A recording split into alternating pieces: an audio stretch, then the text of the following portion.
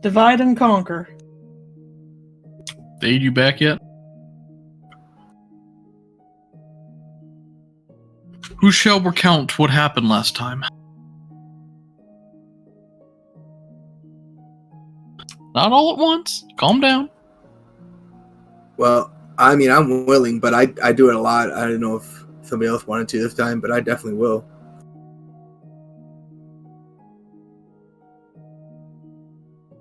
I'm going to overrule all the talkers here and say go ahead and do it. All right. Well, last time we woke up in some hospital beds.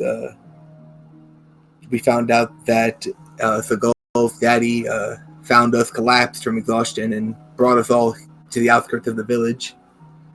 While we were waking up and gathering what happened to us, we found out that they were able to revive Reaver. We fooled around a little bit, regrouped, went to go speak with Reaver, where we found out he lost his memories and is now undead. After that, we had an encounter with the man that we saved and house we burnt down. He paid us very well. We kind of spread the wealth around to the town, mainly because we were getting some dirty looks from the priest people, so we kind of put two and two together what the problem was. We helped pay the town to try to reinforce it. We tried to make the rich guy work with the town to invest some money into it. Me and Makalia helped them with fishing. Reaver kind of just tried to gather his thoughts, and Sigal worked on her language skills, I believe, as we spent 2 weeks before we left to help the dwarf blacksmith, his cousin, with his problem with the Drow. And after we finished our 2 weeks of downtime, we were getting ready to head down there with a chosen path that he said what he thinks is the safest, because that's the one he took to get here. Also, Sigal's dad is our patron now. You need us so fast. He gave us all cool matching tattoos. So now, were we going to take the same route that he took, or were we talking about going with the undead and spiders route?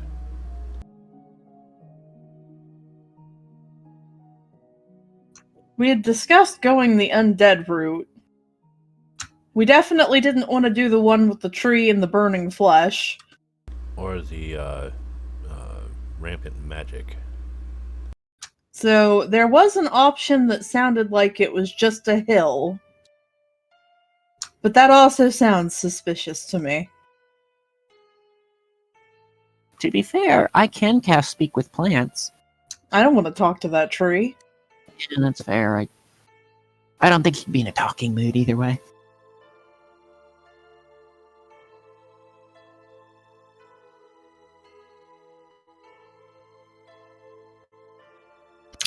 So the dawn arrives on the day where you head out. Maya's at the edge of town, his gear all strapped to his back, looking eager and ready to go as you all arrive to set out. Well, hope you all got a good sleep. Got a bit of a walk ahead of us. Yeah, I'm sure we do. Now, do we have everything we need before we head out?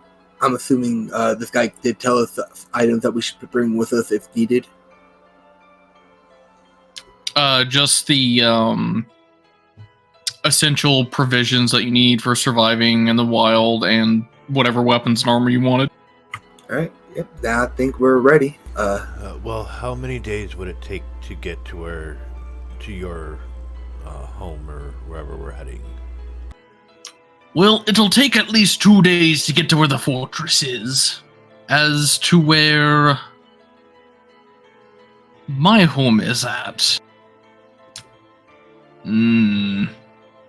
probably another 2 or 3. Alright, I think I should have enough then.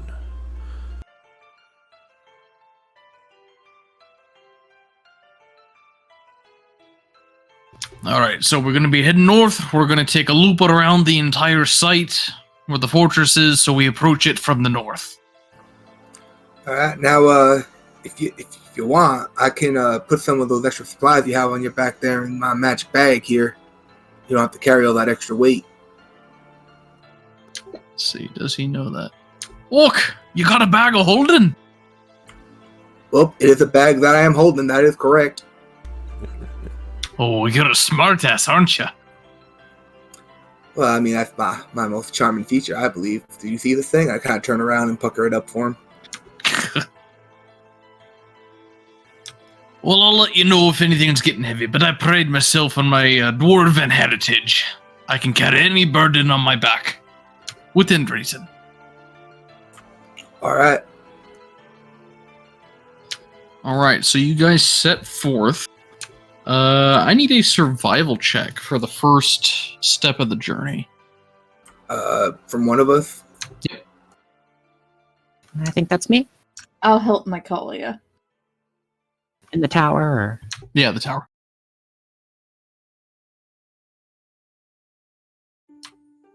Okay. So you're, once again, back in the dark wood. Familiar territory, but, you know, without the whole sun being blotted out by a tentacled dark mass. You're not going the usual route that you took. You're hugging the mountains as close as you can, so you don't have to get lost amidst the crazy stuff happening in there.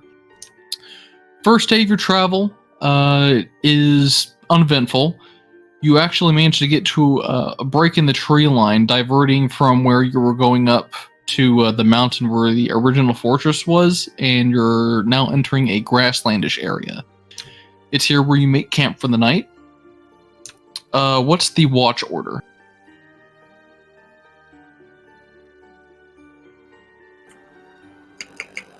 Sigal can take first watch. I'll take a second watch. I'm good with whatever. Is the I keep forgetting the dwarf's name, but is he able to take a watch as well? Yes, Maya can.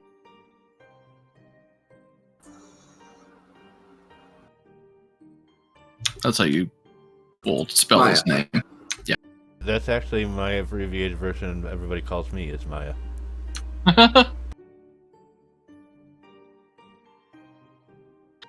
Alright, so with that order established,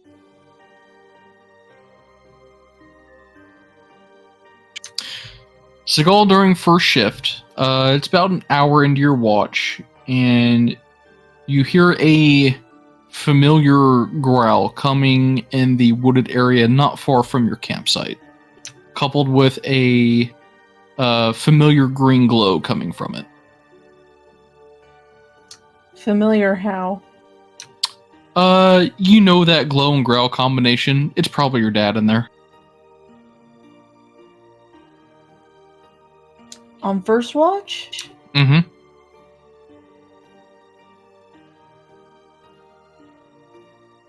How far away? Oh, like 20 feet. If it's only 20 feet, I'll go check it out. And you see him sitting pretty much at the tree line of the surrounding area. And he bows his head in greeting. First watch for you, is it, Sigal? Seems so. Where you're going, there is a wooded area that I'm still able to barely traverse, but there is something that I wish to test you against. Test me against what? In this particular area where you're heading to, there are foul necromantic energies that are occasionally bringing forth undead that walk about aimlessly about this land. Completely unnatural. I despise it, and there's no chance of the forest recovering if it continues to wallow there. Now, there is one origin of this in that particular field section, and there is a boneyard where the bones of fallen enemies and creatures that once served in one side of the army of ages past. I believe if you dispose of these bones there, grind them to dust, or remove them entirely, their presence on that portion of the field will be gone. So you want us to go to the boneyard and remove the bones? Disrupt them as best as you can. Consider this a feat of strength. It would take quite a long time to smash them all. I think it won't take as long as you think. But as always, do keep your guard up. Well, I will see if my party is willing to help with it. We are going through there anyway. Should you succeed, just travel back north a bit of a ways towards the withered tree line, and I will await you there. Alright, I'll see what I can do. He turns and, let's see.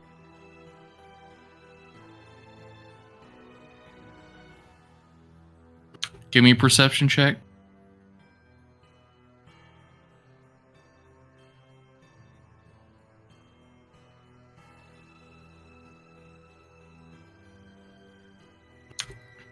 So you both are turning to go, but you're completely blindsided as you feel his tongue just go right across the back of your head. Really, Father? Really? You just hear him chuckling as he's walking off into the woods. She heads back to where she was taking watch.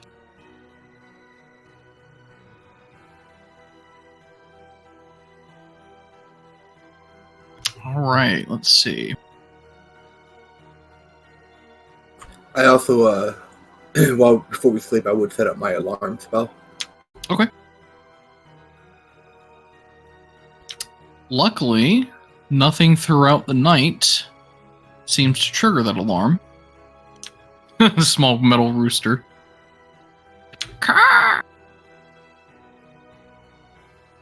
Alright, so you get up the next morning and continue your trek. I need another survival check. As usual, I will assist my colleague. We make such a good team. Oh yeah, you are right on track where you need to go, and Maya points out to you like, okay, we're getting close now. Now we're going to start our diversion over here to the left. We're going to give this place a wide berth until we get to the opposite side of the field.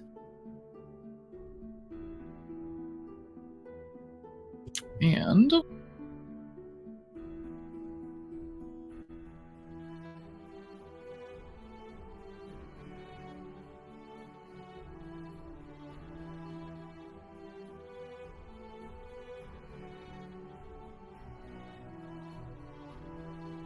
oops, that's not right.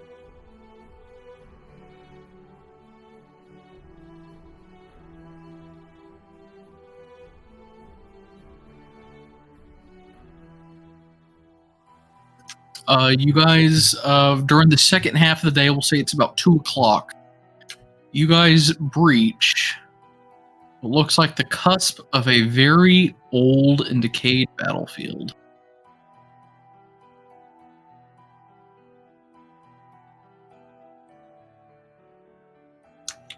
So,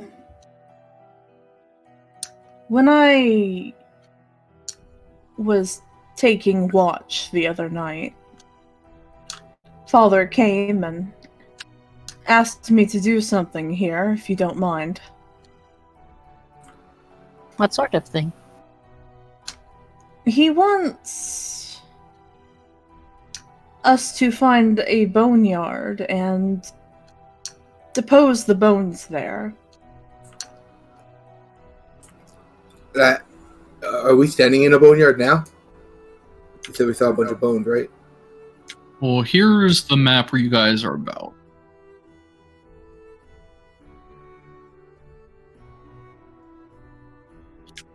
You are the purple circle in the northern path.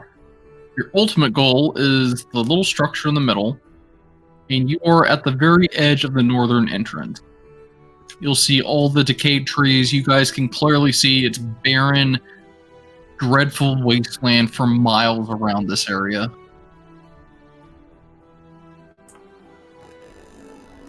And our path was going through this anyway, right? Um, Like we didn't detour to get to where we are now. no, you had to go like off the map around onto that side road to loop back around and come to the north. But you do. Everybody give me a perception check. It's 2 o'clock. Should be able to see it. And then we all rolled ones. Actually, you rolled 2 20s. Oh, do we get inspiration? Yeah. Kamor and Sigal, you guys are immediately able to see that down here where this arrow is pointing, you see a large mass of bones in that area.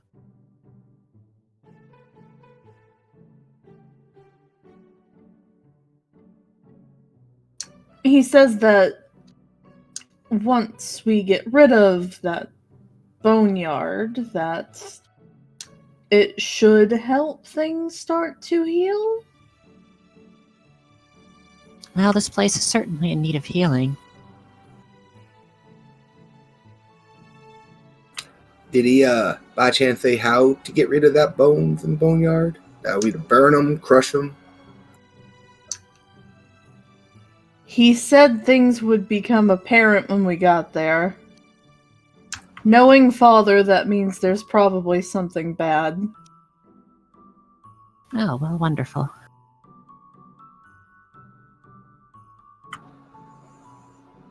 Alright then, well, normally I would suggest maybe Reaper go scout it out, but after everything that happened, maybe we should just move with the group. We can move as a group. Bad things will come to us.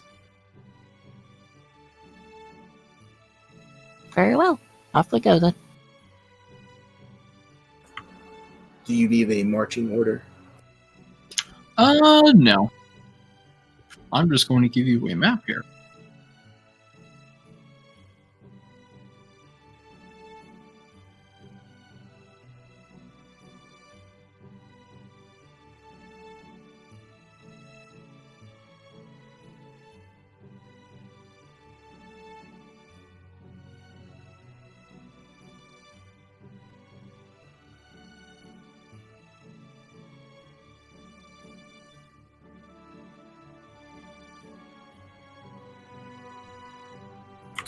Are these fires actually lit?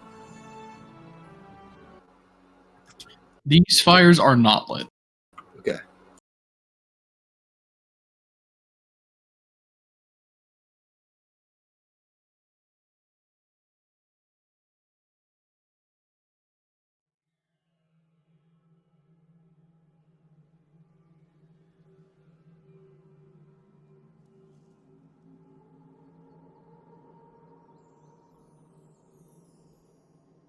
So here you guys can clearly see there's a broken palisade surrounds the remnants of an ancient campsite. There's smoke coming from probably where these fires used to be. An acrid loom of depression and old rotting corpses fills the air.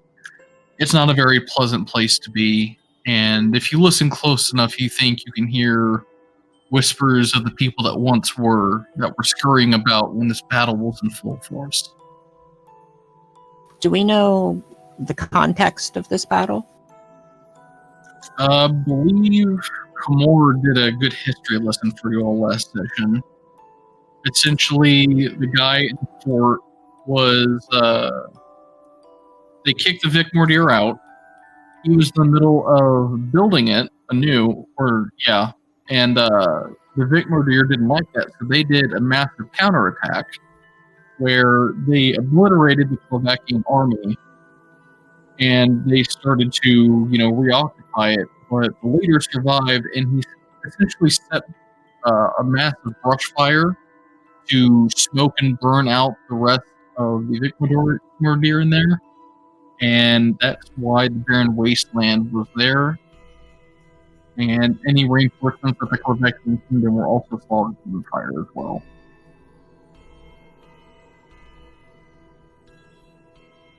Goodness. I do not like this place.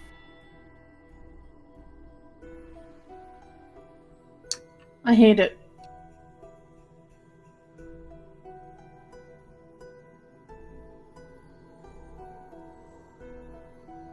The stench of death is heavy here. Whatever's causing it must be powerful.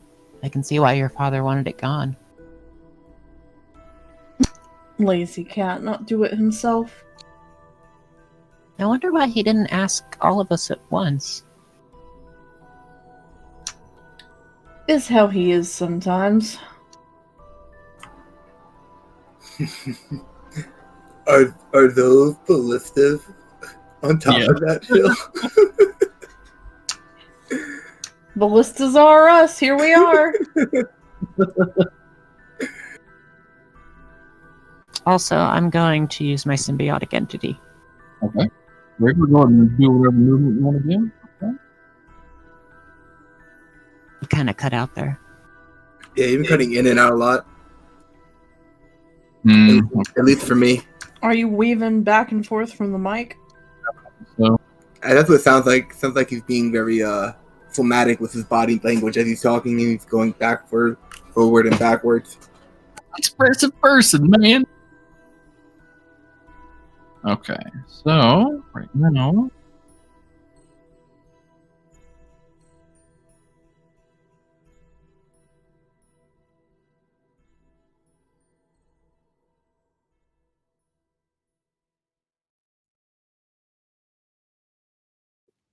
Okay, everybody roll me a perception check.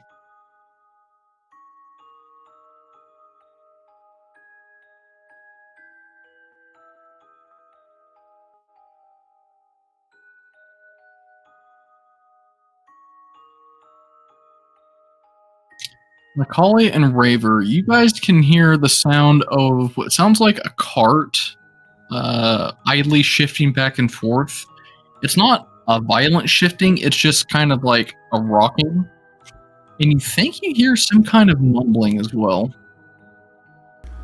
Can we tell which direction it's coming from, or? Right there. Gamora, there's something up ahead. Sounds like a crate being moved and some mumbling. I hear it too, yes. Is it possible for us to get up here and look downwards? This is escalated, I'm assuming, right? Or elevated? Yeah, by a little bit. Oh, okay. Well, I'm gonna go over here, and I guess I run over there. I'm going to move quietly, heading around.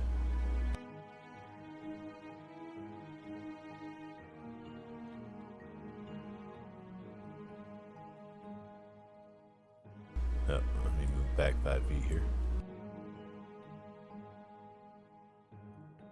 Is Maya coming with us, or is he just waiting in the car? He's with you, but I didn't plan on him actually taking part in the fight. Just passively looking at this stuff, how usable is any of this equipment up here? You can tell it's been long since scrapped. You'd have to put in probably a good few solid weeks of work to get these things up and running, on top of getting ammunition that has been dulled by the elements.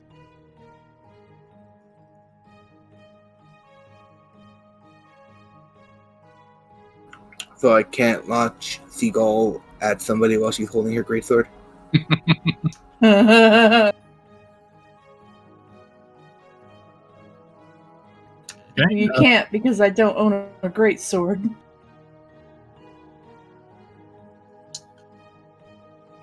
You guys can give me another perception check.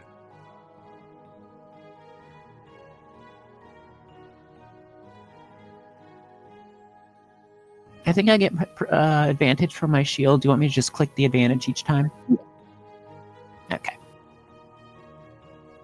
Sigal, you think you see a pair of little feet sticking out from beneath the back of the cart, so closest to you. And they're occasionally, like, doing like a light wriggle. And you can also hear some mumbling coming from that as well. She leans over to quietly tell Komor about it and point it out. Do I notice it when she points it out? Yeah. So does it look like they're trying to push the wagon? You mean insight check?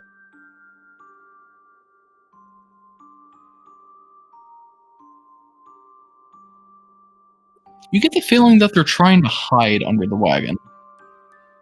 And, like, they're pretty much successful, but the grumbles and the light feet movement are kind of giving them away from this angle. All right, and they're located where I put my circle, correct? Yeah. Looks like they're trying to hide over there. What is? I don't know. They look small, right? You said the feet look small? Yes. Small feet. Could be children, could be gnomes, could be something. I certainly hope there are no children here. Sigal's got her sword out. Can we see above them? Are you guys being stealthy at this point? Like, I'm walking as quietly as I can. I guess I will make a stealth roll. Yeah, if you're trying to be quiet right now, go ahead and give me a stealth check. I did roll mine earlier. Like, I don't care if they hear me or not, but I'm not trying to make a marching band over here. Gotcha. So, Sigal and Raver, you guys are being as quiet as you possibly can, but Komor's armor is just clank, clank, clank with every step that he makes. Hold on, I'll fix that. I get like a little oil can, start oiling up my armor. And when the noise gets close enough, you hear a hushed, kind of treacherous voice come from beneath the cart. Silence, fool! Anger them! The what, the what? What tarnation? You see the feet crawl like completely under the cart, and then you see what looks like a skull with a hood on pop its way out, with two little specks of lich fire inside the sockets. I said, be quiet, fool! What the actual fuck are you? It's not important right now. Oh, no, there they are. And he looks off to the right as you guys begin to see these very forlorn spirits materialize around the area.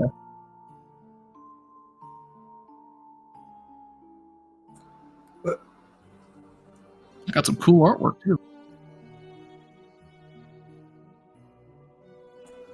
Nice. Who does his nails? Girl, you don't even know.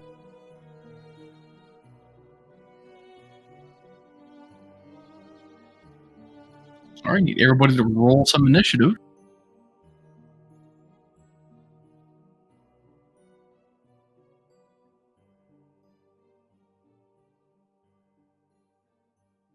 Advantage, and I'm still last.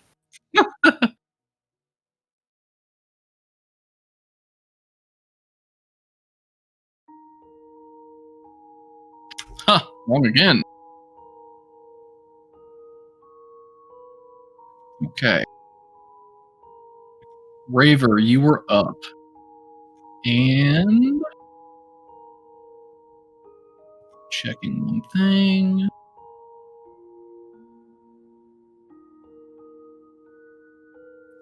You get the feeling that these ghostly entities are not aware of your presence. Do they appear to be hostile, like moving in any kind of intent? They do appear to be heading towards your allies with their arms outstretched, yes. Alright, I will go ahead and take a steady aim at the Spectre 4. Well, actually, no, I'm not going to take a steady aim because I have the advantage already. But I will take a sharpshooter.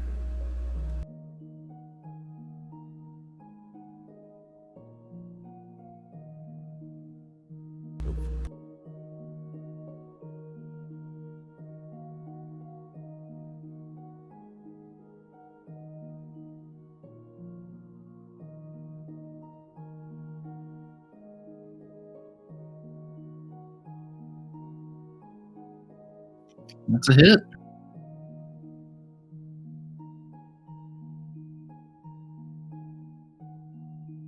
I think you already had the effect on you. I took it off and put it back on.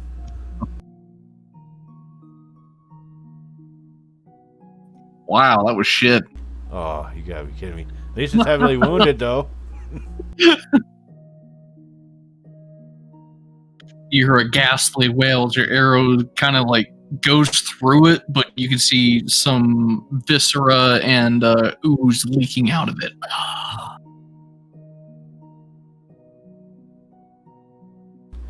Alright, and I am going to reposition myself.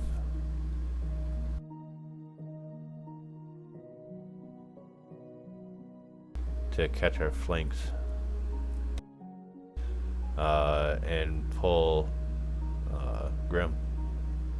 And basically swapping hands, putting the crossbow in my offhand and grabbing Fierce in my main hand for my next round. Okay. And that'll be it for me.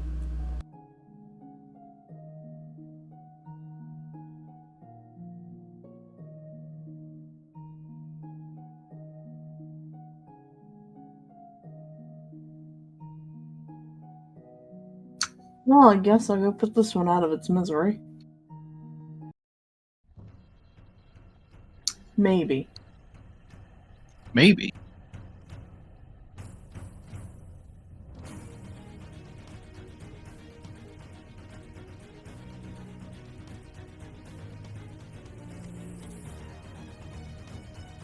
Remember, you can be reckless if you so choose.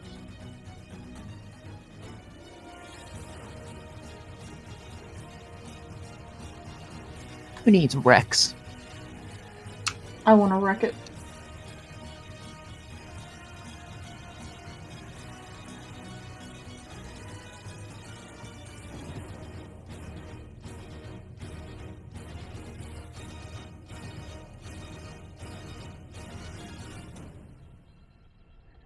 Oof. It lets out a ghastly wail as its essence floats off into the heavens.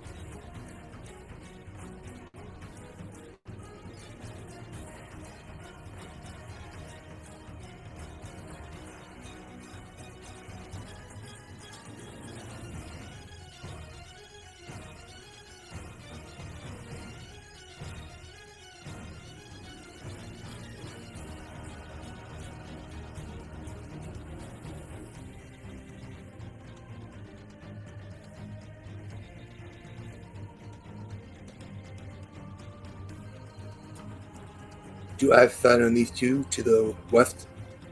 Yes.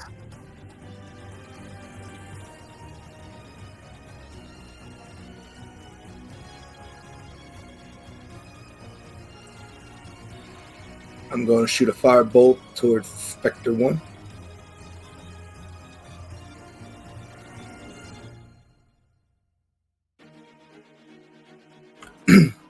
Bonus action, we're gonna make ourselves a ballista.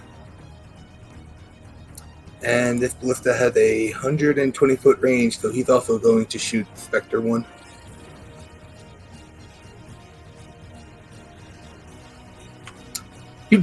That's it. You're getting replaced. I'm turning you into a freaking thing that spreads butter on toast. I'll stand here and wait for that thing to get to me.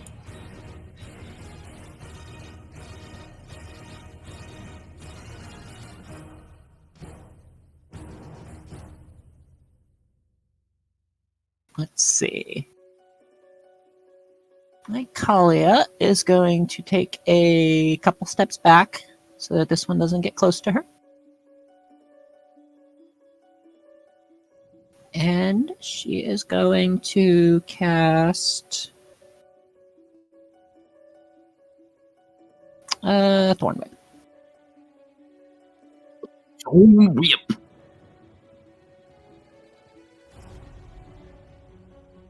That'll hit. Ouchie. Her staff like conjures a big tentacle, and she like holds it out, and it smacks it in the face. Yanked. And she's good. Number 2. Going to swipe at Sigal.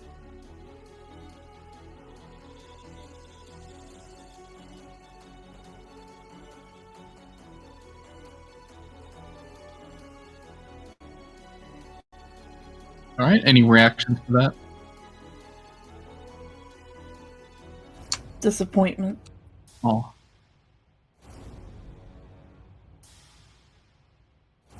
You feel its necrotic touch pierce the did you guys up your max HP with the aid spell? I did. No, I did mine, but I think everyone else had 10. Mine's been maxed since last time I had 8, I think.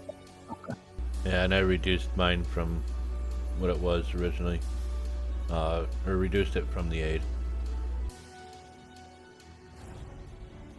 The aid, so the temp HP technically shouldn't have been there. Yeah, I had 10 HP. From what? When I applied 8, it did give temp HP to a 3. I deleted mine and just raised my max. Oh, okay. I guess I didn't raise my max then. Okay. Still a whopping 7 points of damage if you feel its necrotic ghostly touch your arm and the flesh starts to wither. Let's see if she can hold on to it. She's fine though. Hold on to what? The flesh. Excuse me? Let's see.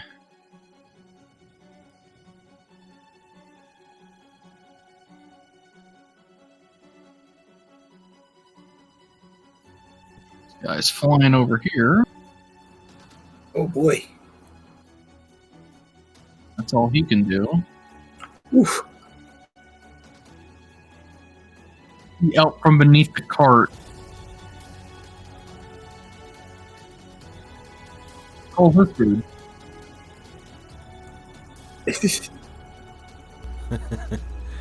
KT needs to go home. Did this guy come in the modular? The picture? Nope.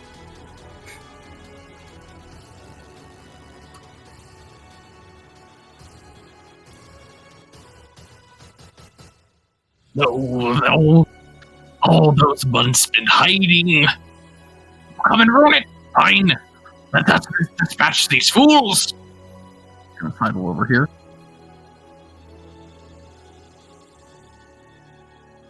And he will hold out his whittle baby finger and shoot out a ray of frost.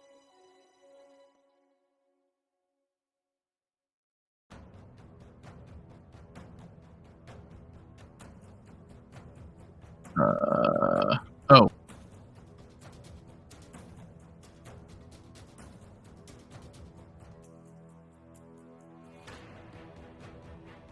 Here we go.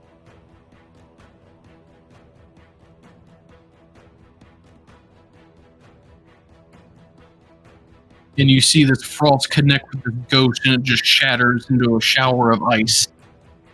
Yes, don't you forget that. It's like, this guy is like, "Who's over here, man?" God damn.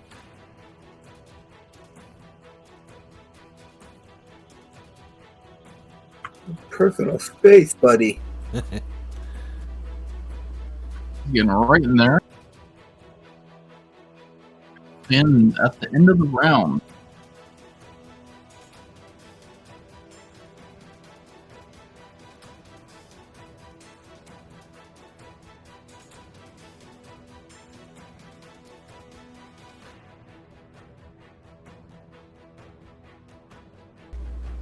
Alright, anything else happening, or yes. Oh, I didn't delete him. Does he die?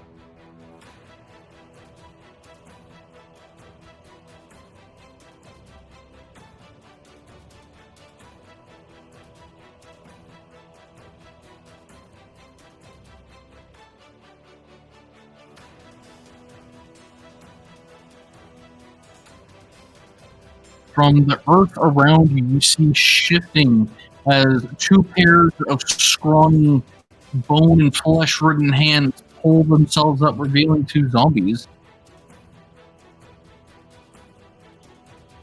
As well as Oh, good, there's more.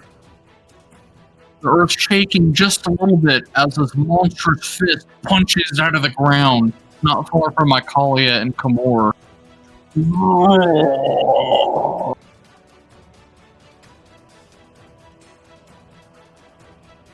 What in Todd Nation is going on? oh, that's a big Something boy. awful, like I said.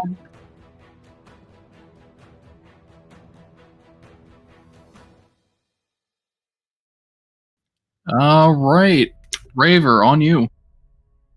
Alright, I'll go ahead and slide over to here and go for the flanking and attack Spectre 1.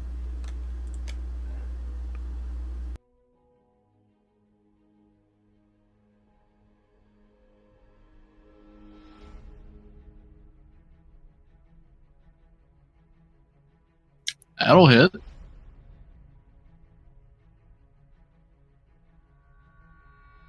Alright, now is this resistant to piercing? It didn't resist when I hit it with piercing. Alright, I just wanted to make sure it was the pierce sting. Non-magical piercing, but yours should be magic. Alright.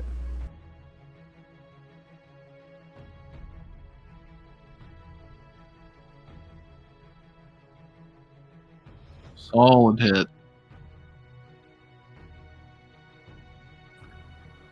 I imagine a rapier popping through this ghostly body, almost poking me. Right, and the whales of the grave are going to pull on Spectre, or no, they're going to pull on Ogre Zombie.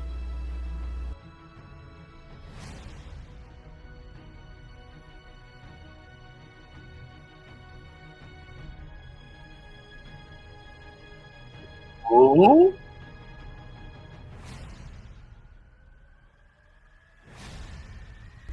And that'll be my turn. Sigal.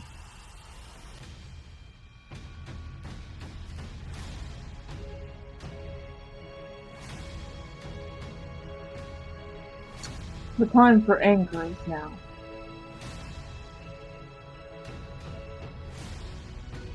Shh, there is no need to be upset.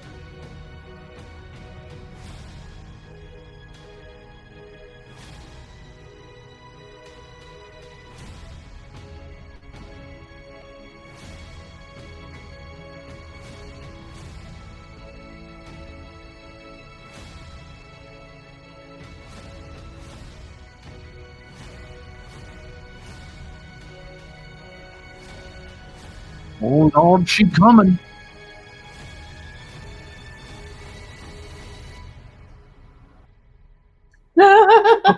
Oh, Did she get the +2 for flank? there we go. Just to the flankers.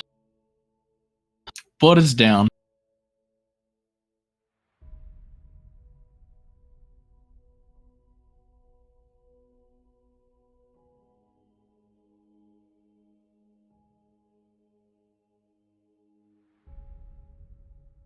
Oh, it's just gonna go run up in this thing's face. It's free real estate. Captain Kamor. My Eldritch Cannon is going to shoot at Spectre 3.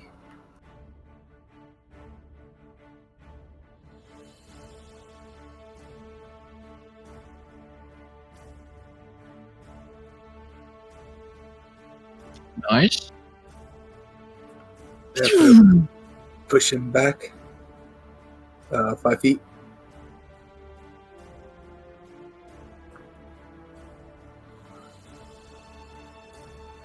I'm gonna run right in the thing's face. And then I'm gonna try to shoot that thing with a fire shot, see if I can't just take it down. The barrel's gonna glow hot red, and you're just gonna see a bolt of fire shoot out of it.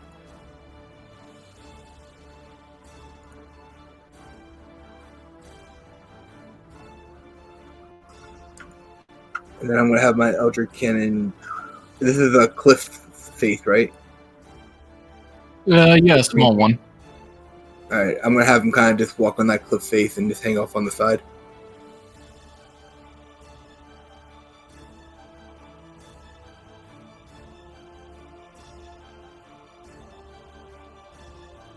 She looks at Big Boy. She smacks down her staff, and she's gonna try and blind it.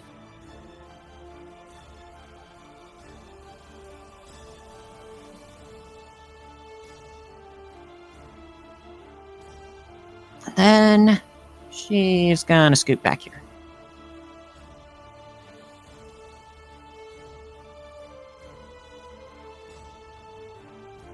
Actually, no, right here.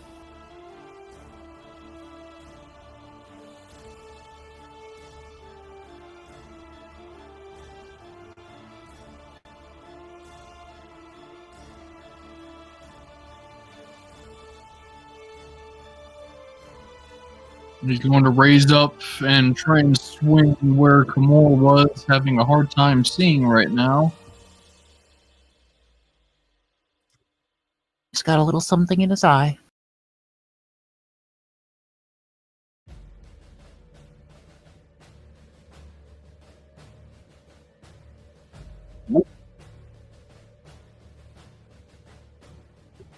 Zombie sees angry cat girl in front of him.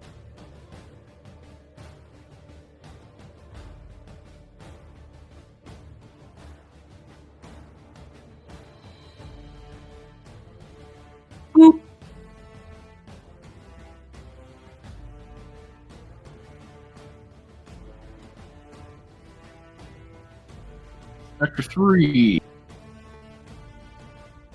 moves over here.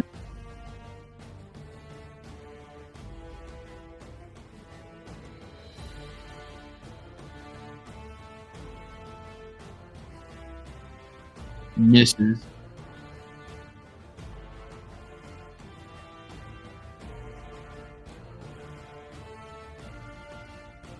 Oh, don't forget the ogre zombie gets a save at the end of his round. Drop it on him. Okay.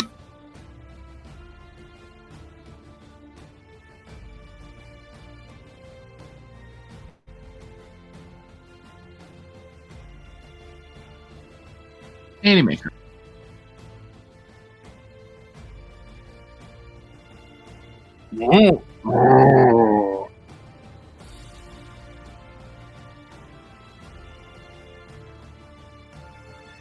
Dude's gonna run up here.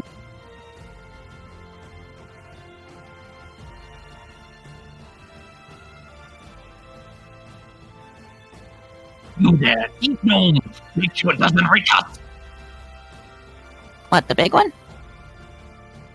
You know the small, get the big one. Hey, I don't tell you how to fight, Mr. Skeleton Man. He wiggles his fingers, and this light barrier of necromantic energy siphons in from the environment and encompasses his body. No light shell. And then he's going to wiggle his fingers and snap them at the big boy there.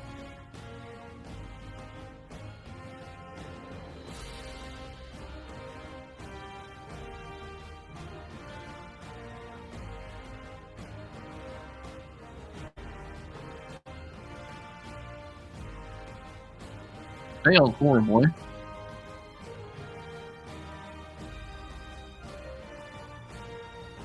There, he should fall easier to that spell of yours. Zombie galore. You know what? You see this little thing just hanging out there? This thing's gotta go. It's minding its own business. It's gotta go. Yeah. Can't hit it. Reaver. Alright. I'll circle in behind. And let's try to finish this off with Grim.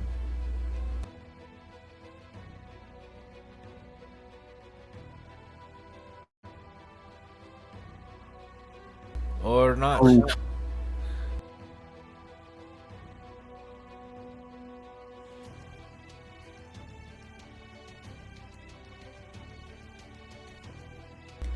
And that'll be it for now.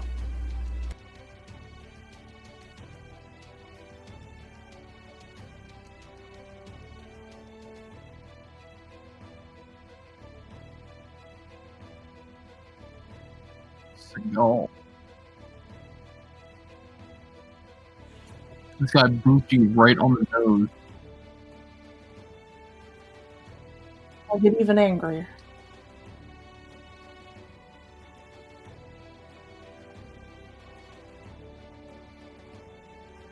Feeling kind of shifty.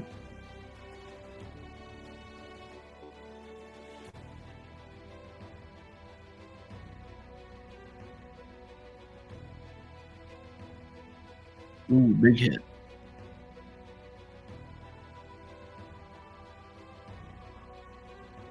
Another big hit. Puts him down.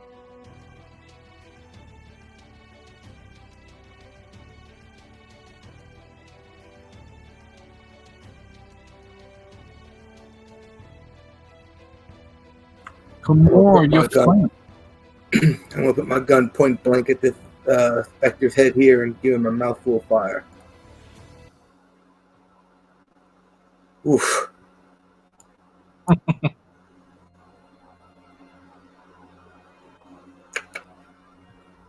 And we're gonna have my cannon. We're gonna have my cannon make a -2 attack on it. You know what? I'm gonna move my cannon up to here, and I'll give that zombie an AoE on it.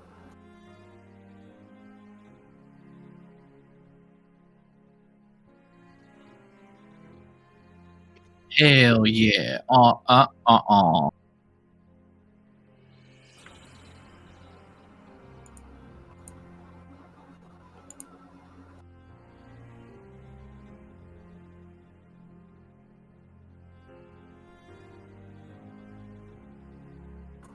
As it charges up and fires a beam, washing away the Spectre in front of me.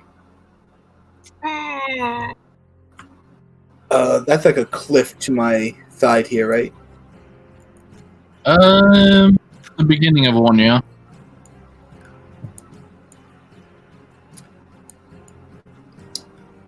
I'm gonna run around behind him. I'm gonna use the last of my movement to hop side to side to try to throw him off from where I might be standing. Oh wait, he's not blind anymore. Nope. I hop side to side anyway. Make it real dramatic.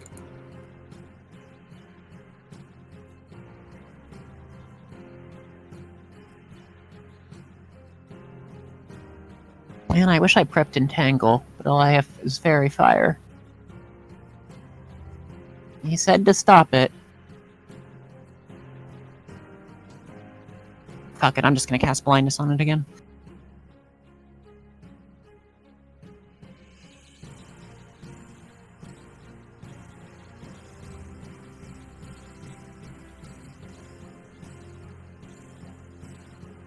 Stay blinded, you giant oaf.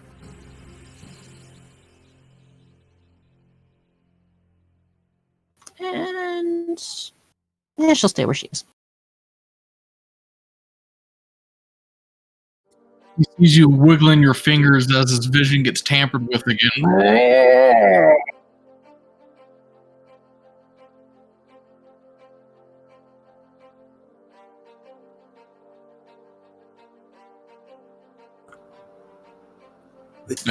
Melee weapon if you got one.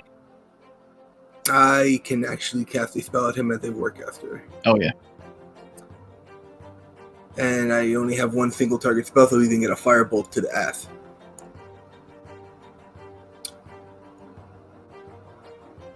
It's good to know that I hit him. I was a little worried when I saw that one.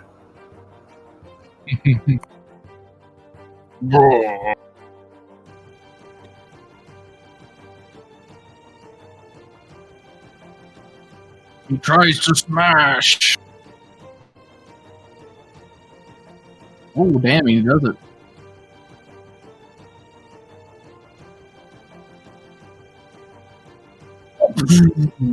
Go through a good chunk of your spores in the process. And feeling cocky that he hits someone while through the blinding spell, he's going to do it again.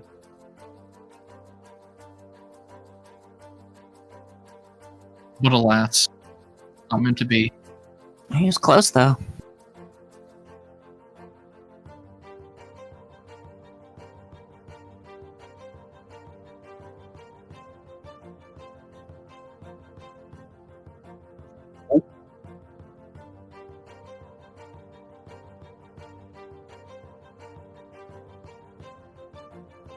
Okay.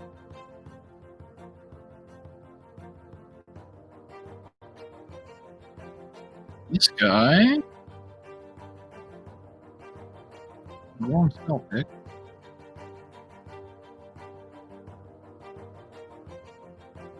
Here we go.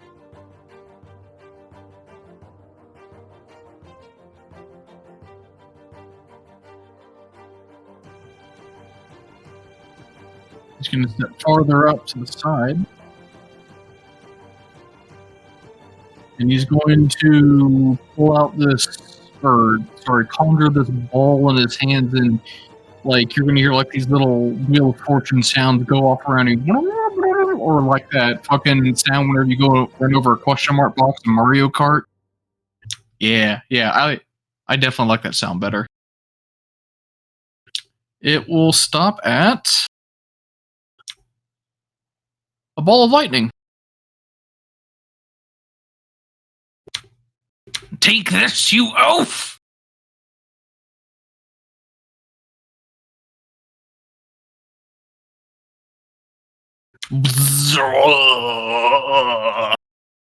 He kind of like stumbles back from the shock, but he's still going.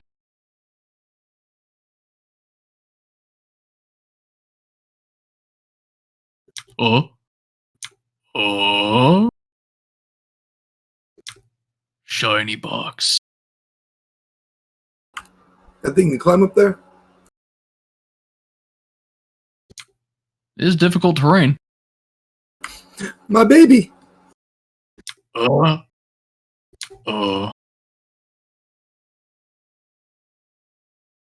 Areva. I'm going to go ahead and circle around it.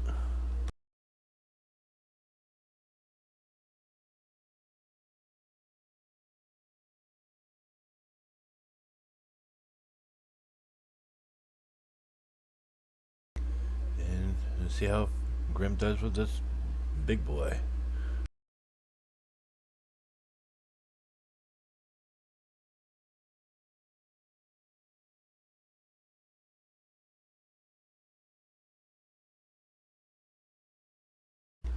Nasty hit. I like it. And why not? The Whales of the Graves is going to go ahead and snap off as it pulls on Zombie 1.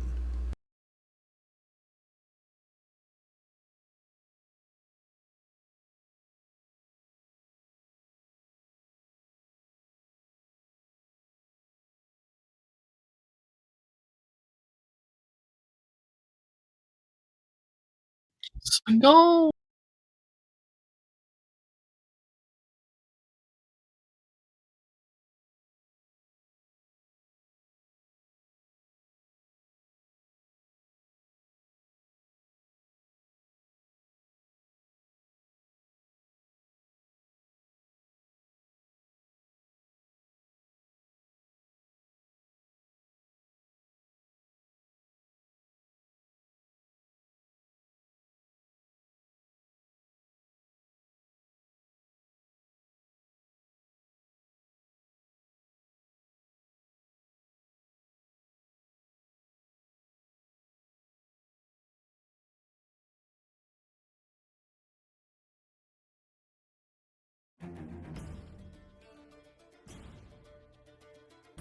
Big chunk hit.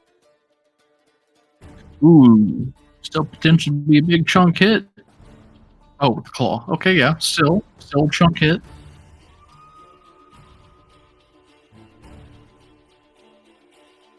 How do you put down this big boy spell? I slash him up till he falls down. Simple, effective, barbarian. It's quite a lot to slash through. If I jump over here, can I make an offhand stat?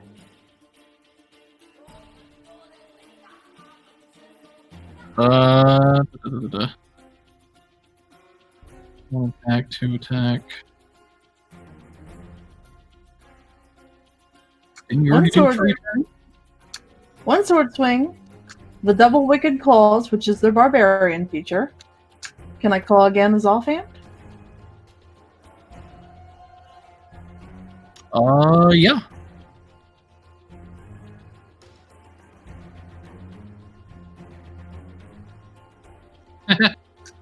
Thank you. You weren't targeting. Damn. Hey, go it.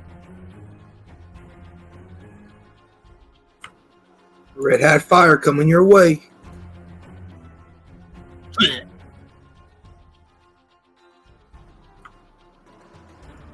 I'll walk over here and pick up my cannon and put them on my shoulder. All right. Unlock it out of combat. All right, Bone Baby. So who are you? I'm sorry. Were you addressing me with that condescending tone? Well, That's his cool tone. what kind of tone would you prefer? I take requests. One that doesn't make you sound like a simpleton, for one. I pull out a little monocle and a top hat. Well, I say there, little baby bone man. Who are you? He just holds out his finger with like froth starting. I swear I will use this. Oh, it's so cute. Forgive him, sir. He's like that. But still, who are you exactly? You are so interested to meet my great appearance. Is he gonna go to this cart and try and climb up on it?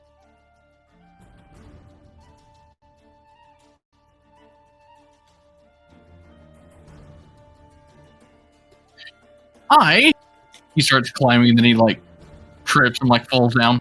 Ah! One moment. Well, get over this. Ah! There we go. See him like barely pull himself on top of it with his little clothed feet kicking. And he stands up in a grandiose manner. I am a sorcerer of a much renown. I am Uzi. See? Yes. Tremble before me, minions, for I have recruited you in my thrall. Yes, of course. What is your business here exactly? Also, do I know what he is, or is he just a skeleton man? A nature check? Yeah. Nature. Yeah, nature's fine.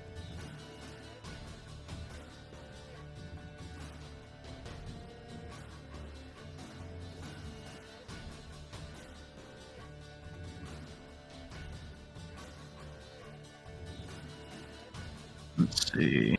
Sigal would not know what this is. Kamor and Raver, you guys want to give a shot at it? Let me go ahead and roll me one.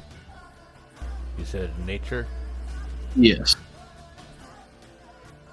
That means I rolled like shit, didn't I? No. But this is kind of relevant to the world itself. So yeah, the only one who would have never heard of this, completely understandable, would be this Sigal. And everyone else knows that this is a Dodelig. Essentially, they're little mini skeletons that were halflings at one point, but when a necromantic plague swept over the land, like over 500 years ago, a good chunk of the halflings were wiped out, and due to the type of curse weaved into the plague, they rose as Dodeligs. Now, my colleague, you know that underground, there is pretty much the only reliable place to find one of these guys is deep underground inside a large mountain range, inside of a large, you believe you've heard stories it was a Draco Lich at one point, and they live inside of its corpse? Are they bad news, or? You know, they pretty much live how they lived in life. They're very mischievous. They like pulling pranks like a regular halfling would, but like they're capable of being evil just as you are or anybody else. But you know that you actually don't recall seeing one on the surface at all. That's how rare they are. But down there in the Underdark, if you saw one, you'd be kind of like, oh, huh, you don't see those every day. But typically, you know, they're mostly okay. She seems remarkably blasé about talking to a mini skeleton man.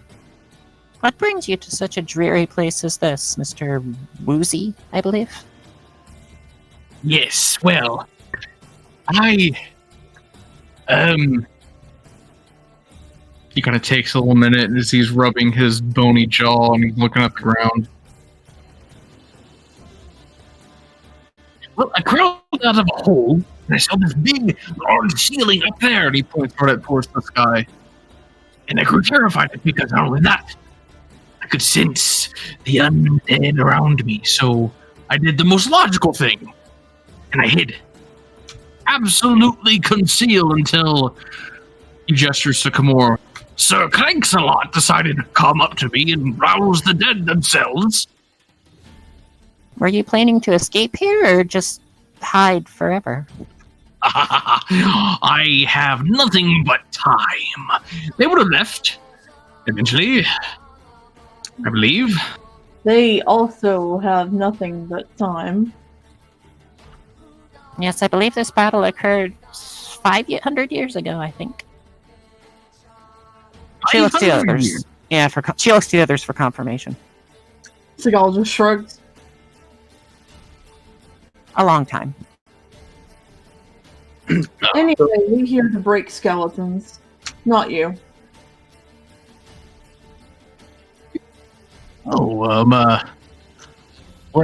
He starts like drumming his fingers together like a little scheming overlord, but kind of like a mischievous child. What sort of skeletons are you talking about? She, bashes the huge golem a few more times with her sword.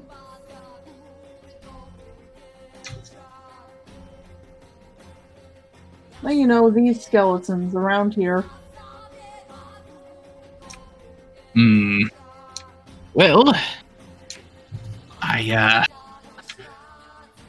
you wouldn't be happy to go the opposite direction of this ominous ceiling up here, are you? You mean underground? Yes, beneath, yes. As a matter of fact, we are. We're on our way to that keep over there. Keep? That dingy little hamlet in the middle of a barren wasteland. Yes, allegedly it holds an entrance to the Underdark. Well, I would teleport myself with my great powers, but I may have misjudged the jump a little bit, and I might have ended up I got stuck in the whole ground up here. I see. But He jumps down. Does he make it graceful? Doubt. Does he make it graceful? He does, rather stupendously. Ah!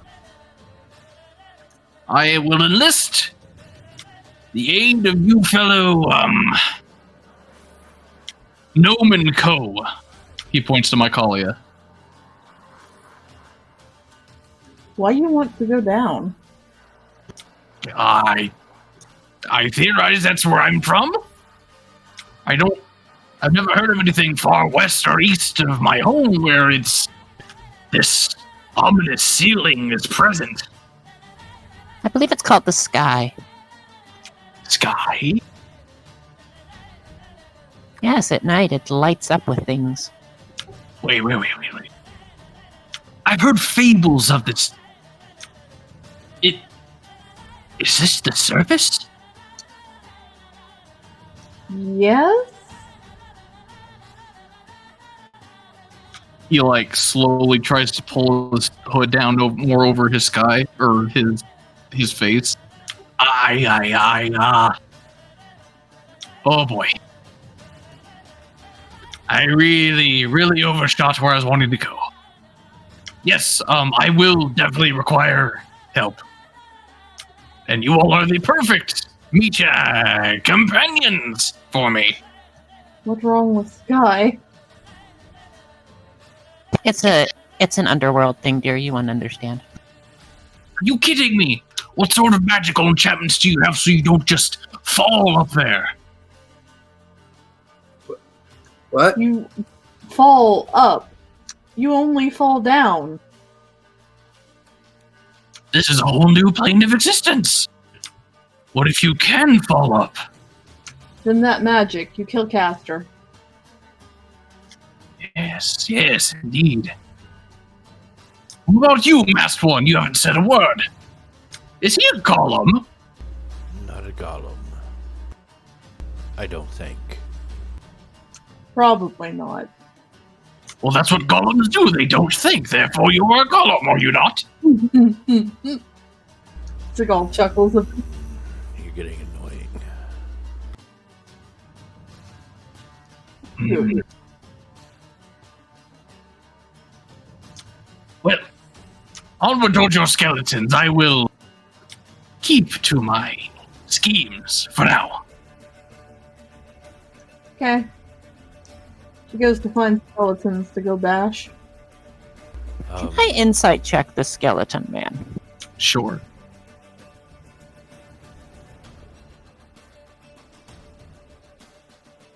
You kind of get the feeling that he's, in his mind, he's a lot more evil than he actually is.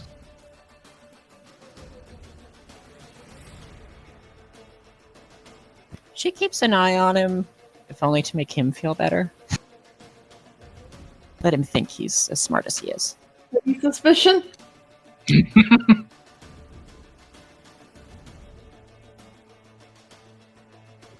Come along, Gollum. Do you need oil?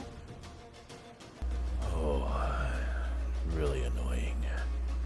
I'm gonna keep my distance away from this little bony guy for case Beaver snaps.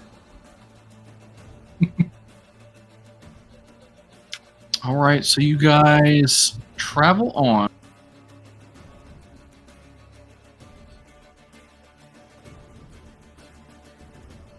At this point, you guys can go take a quick bathroom break if you need to.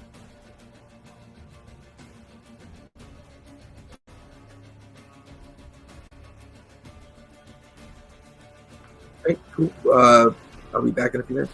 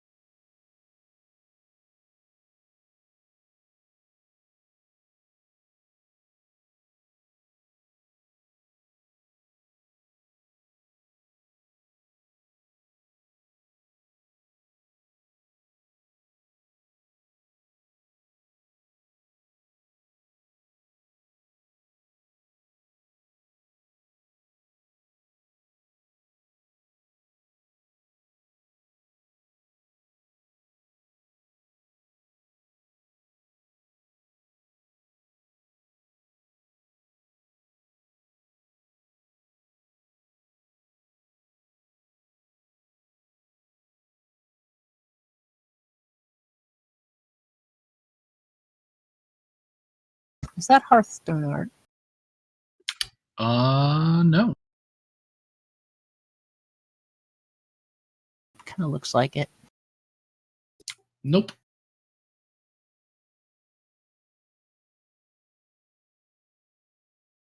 It's from a place called Dungeons of Equilibrium.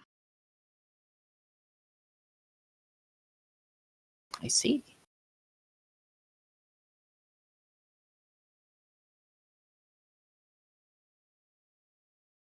I'm gonna go get water and I'll be ready.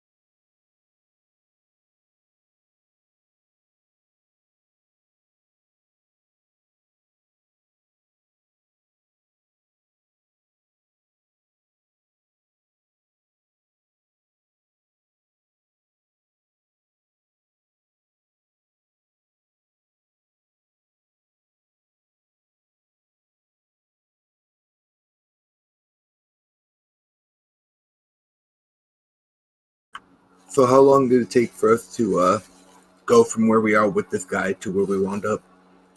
About 2 hours. I do not have my Eldritch Cannon anymore.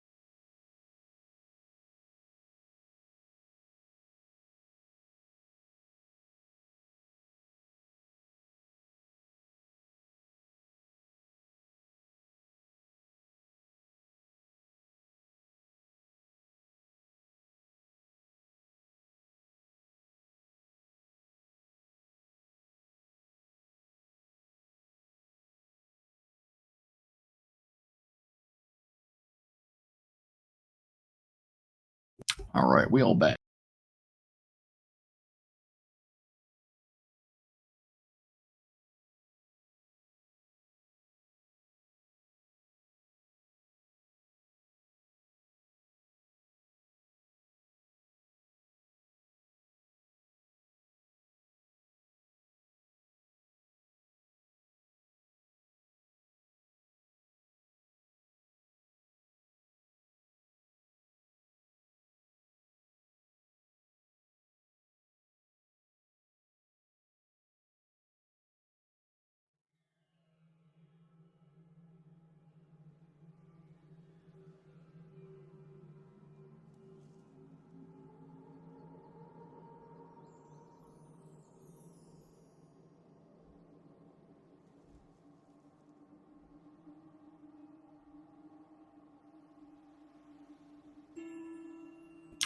All right, so you guys spend about 2 hours traveling to this boneyard, if you will, and you see all kinds of matter of bones that are sticking out of the ground.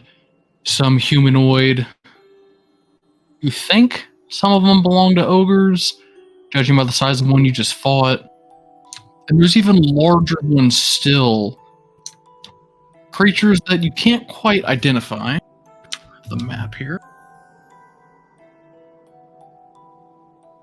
You said it's been an hour? 2 hours. Well, if we didn't take a short rest, my spores have fell off, so I'm gonna put them back on. Okay.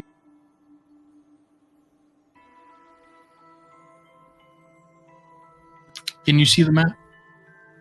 Yeah, I can see it. Yep. What the hell is this? You guys are free to move anywhere and inspect whatever you like.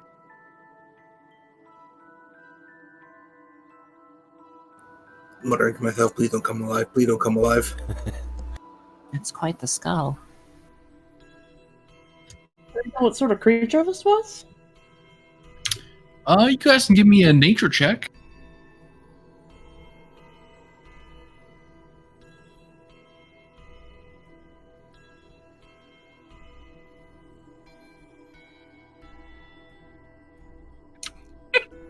None of you guys know what it is.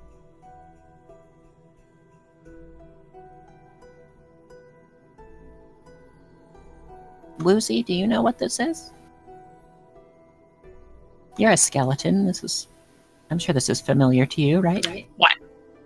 Well, just because I have bones doesn't mean I know what every bony creature is. I thought you were a renowned sorcerer. I've never been to the surface before. That's true. Might this be an archdemon? Looks proportionate. Delicious. Archdemon? Yes.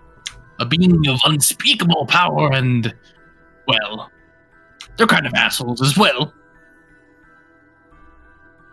Well, would explain why things can't heal with bones here. Oh, I should have brought more holy water. She picks a bone up.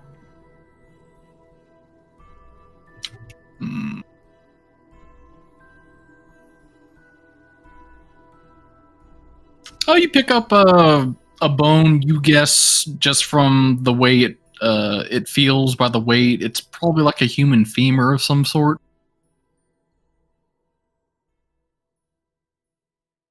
Oh, also during the 2 hours, I would have used my pearl to get a spell slot back. Okay. Now, are there any bones here that look like they could be sturdy enough that could be made into like a weapon, like a sword? I spent time crafting on it. You can roll an investigation check for me.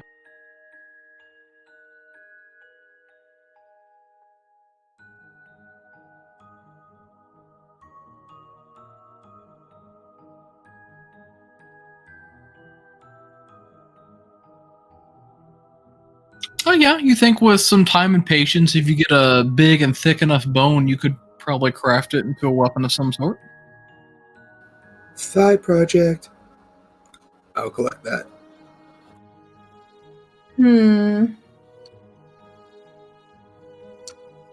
How are we supposed to get rid of all these bones? Now, who and why tasked you with getting rid of bones specifically? That usually doesn't do the trick. Father did. Said if they're gone, this place could start healing. Ah. So the magical nature. Kamar, can you detect magic?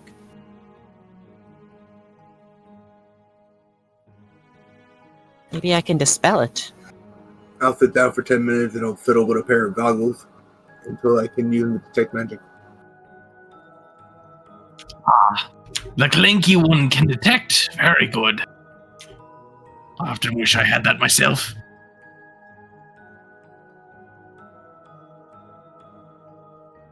I know how to do it, but I usually allow him to. You said you were a sorcerer, Woozy? Yes, indeed. Interesting. Do you know what kind?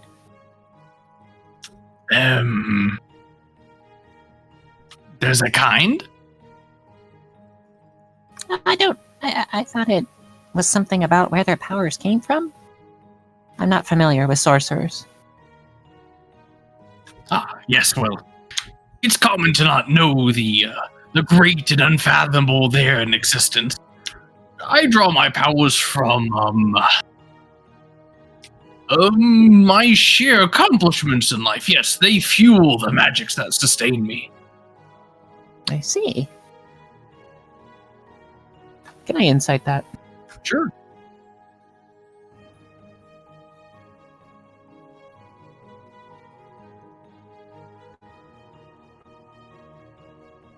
Oh, you totes believe him. This guy's hardcore.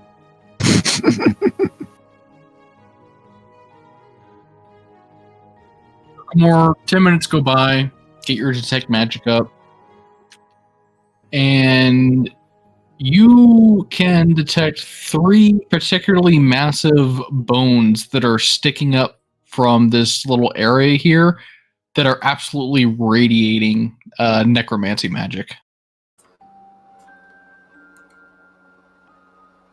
I will point them out. Here, there, and over there. They're just oozing with that nasty necro magic.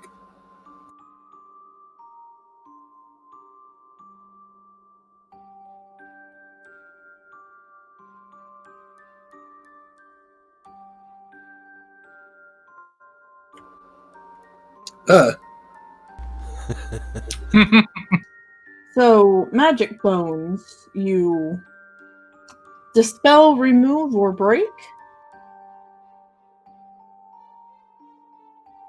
I can try dispelling. I know how to do that. In theory, of course. I don't think I've ever really done it before. The first casting of spell. How exciting. Go on, minion, perform your sacred part. Alright, she's gonna start with the skull. He wants a front row seat to it. Do I need a specific cast for each circle? So if you're starting with the skull, go ahead and move up to it. I'm going to go ahead and pull my crossbow just in case if something goes awry. So give me a... Let's see your spell casting. Give me a wisdom check as you go to cast the spell.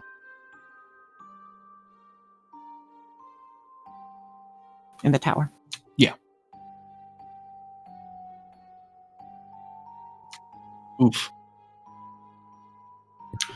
So you go to use your spell and you feel the magical energies disperse from your fingertips and it intertwines with the skull and you can see, well, Kamor can see the magical energy and aura start to flicker in and out of the inanimate objects. And you guys hear an unearthly loud moan come from the very depths of the ground itself. You see the ground start to shift both in front of and around you as the bones that these were sticking out of the ground get thrust up as it reveals that they're actually attached to rather large skulls. Should have just broken! Let's roll some initiative.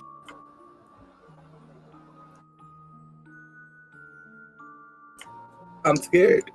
Zombie mammoth?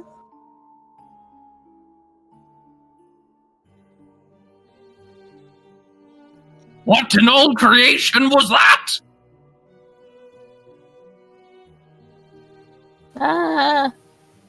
I think I might have accidentally woke it up.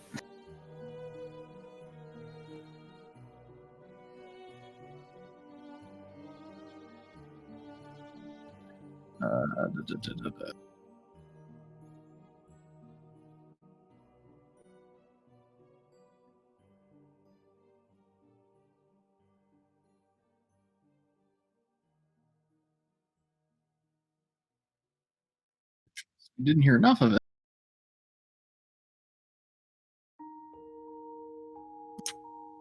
What?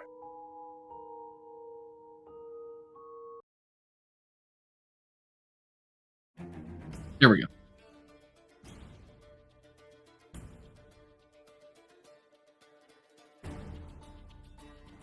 More top of the round goes to you. Do I think my ballista can push these things? Is there a limit on them as written? As written, I don't think there is. I will double check. I just thought for the fact that they're mammoth.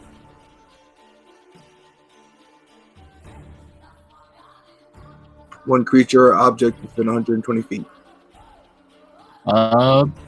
You haven't seen it fail to push something in.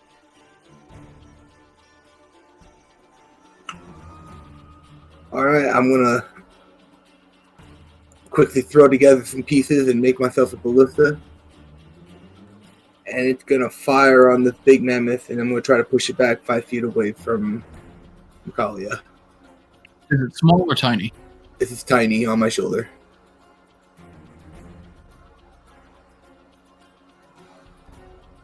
I'll always first cast it. Actually, I have to put it in empty space. So yeah, it'll be an empty space, and I'll item interaction put him on my shoulder after. But first, we're gonna push him away from Makalia.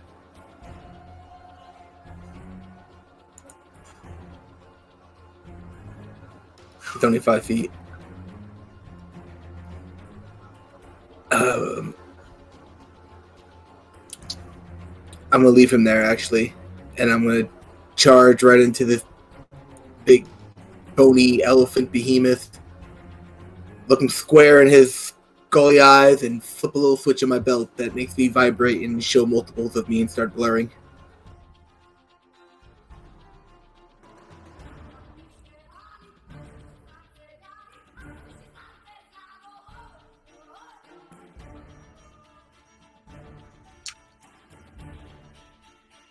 Well, there's definitely one way to go about the excavation. You were gonna smash them anyway.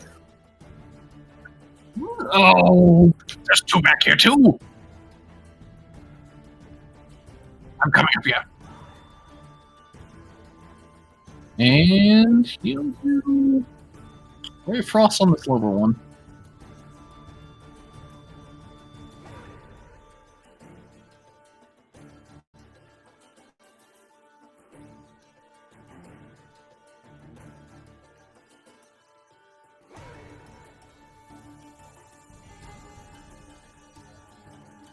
Ha ha ha ha! Chill, you fool!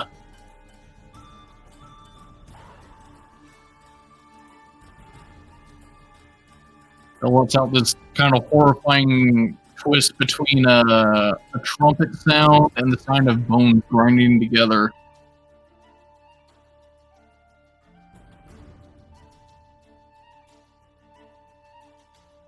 He goes up there and he detects a cat girl.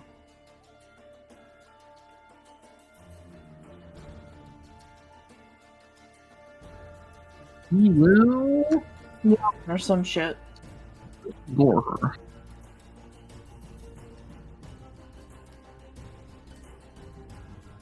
And he gores just one of his powered tusks.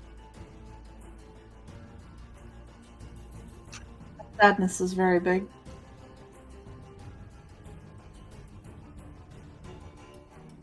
So when I tried to dispel it, do I get the feeling that like I could have succeeded but I just failed, or like do I think it was even possible at all?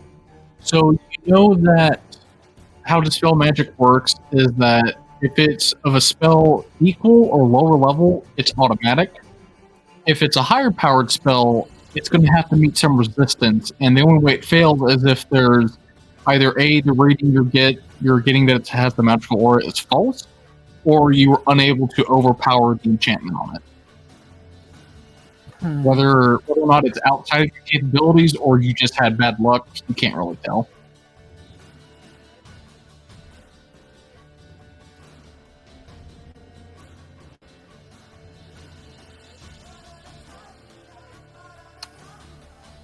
She is going to use her inspiration and try and cast it again on the big mammoth. Okay.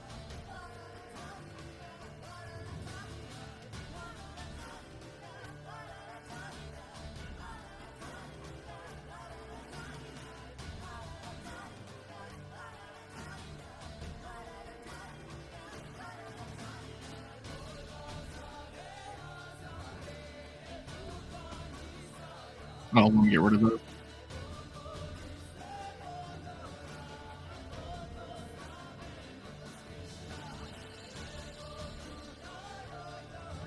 So with that casting of Dispel Magic, you can feel it get more oomph as it leaves your fingertips. But you can... No, you don't have to Tech Magic on that. Kamor can see that as the bits of necromancy magic start to fade from its body, the land around it is still teeming with the energy itself as it just absorbs into the beast and it begins to restructure it very quickly. Would that lead me to think the land is cursed and it's not necessarily these bones?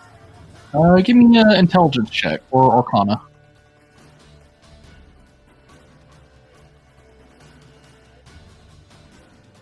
With your 20, you get the feeling that this land has been saturated for so long with necromantic energy that it will take a while for it to wear off, and as it still has its enchantment, you don't think dispelling is going to be a viable means of taking it down. It's too strong. We ain't gonna be able to dispel this. Alas. The area around it must be too tainted.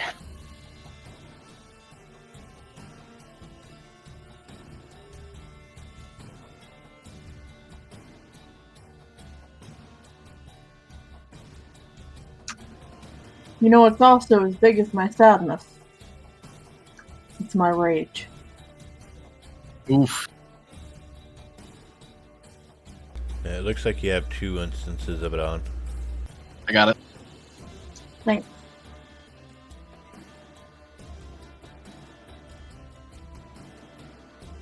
And does your shifting bonuses go away after an hour? It's gone, yeah. Like, the temp HP sticks around, but the other one's gone. Gotcha.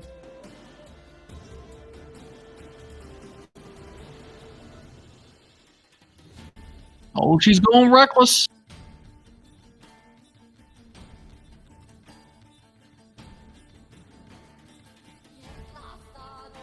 That's a hit.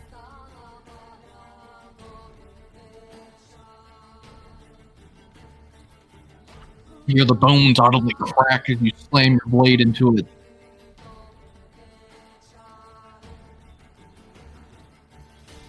Their sturdy nails do not chip. Oh, Lord.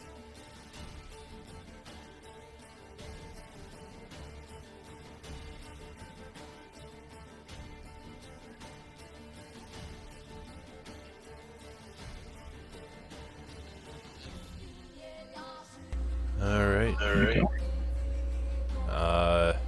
Seeing that I'm kind of more apt to get hurt over here by myself, I'm going to go ahead and use the Blessing of the Raven Queen and move next to the mammoth. Or near the mammoth, anyways.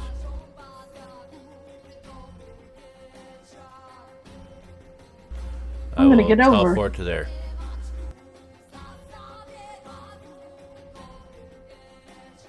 And then I am going to call on the power of Grim and cast a moonbeam.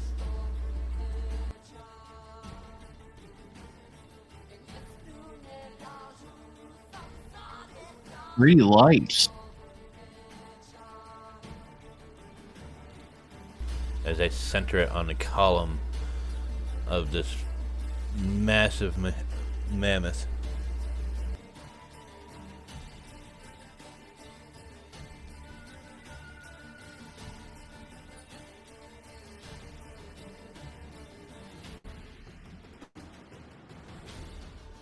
Okay, is this when the save goes off? Yep, at the start of its turn.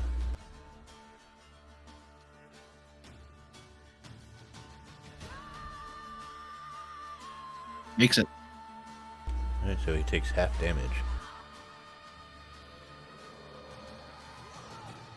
Oof. I'm going to use my Halo of Spores on it too.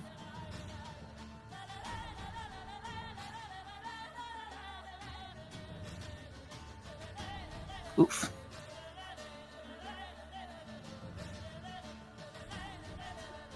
This thing rears up on its hind legs as it moves to trample past all of you.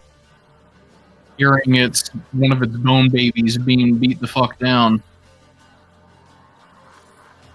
It's already dead.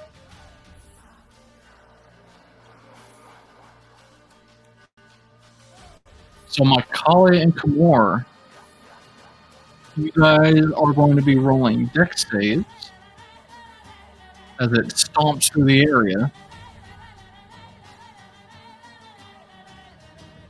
And Kamor is able to get out of the way. Macaulay is not so fortunate.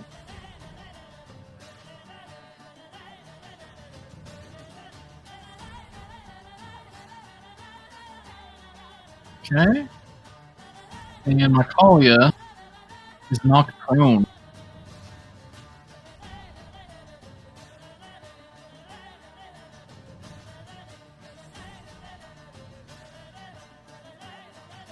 And from this, he will, or I guess, sorry, she, question mark, it?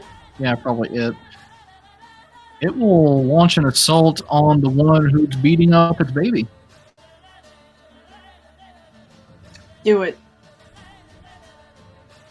Oh. Even in your reckless state, you're able to see this massive swing of its tusk come hurtling towards you, out of the way just in time. I like the dude camping in his ribcage. Yeah. It's magical. Alright, this guy...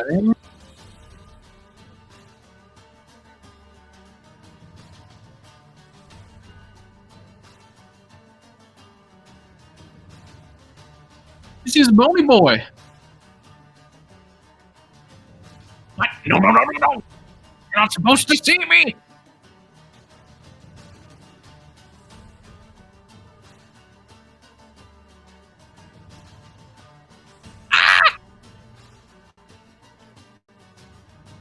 Oh! Minions, why?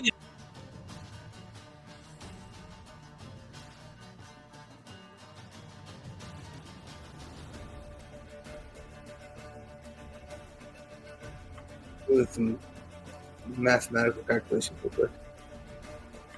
Alright, I'm gonna have my Elder Cannon try to shoot the mammoth and push him 5 feet south.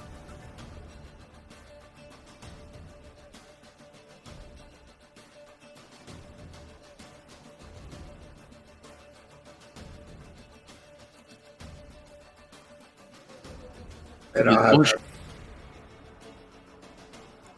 have my cannon move 15 feet that way. The elephant could take an attack of opportunity on me.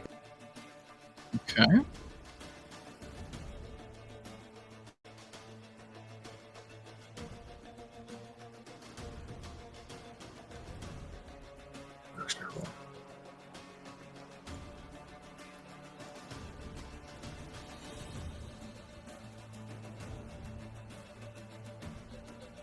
Oh, you take a pretty powerful hit, but you're somehow able to get concentration still on your spell.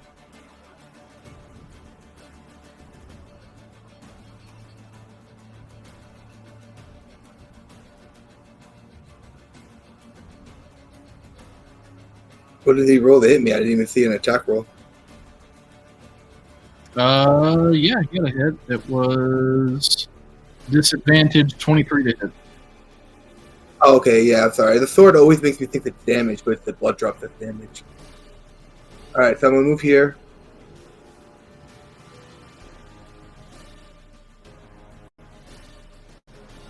Did it get knocked back?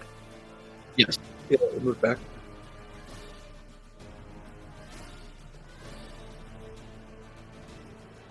Would my acid splash affect all three? Not my acid splash, my what's the thing's actual name? Tasha's cauldron brew. It's a line spell, then yes.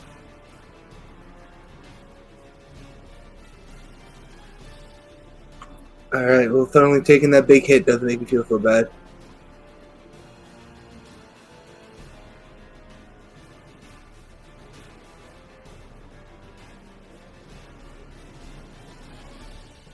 You failed in a save. You're not very dexterous thing.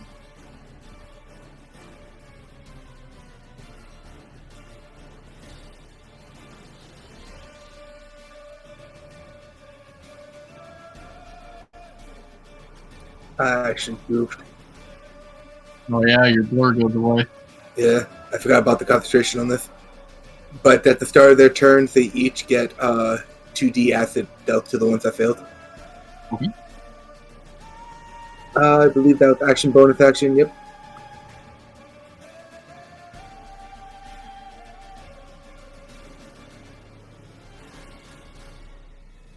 Alright.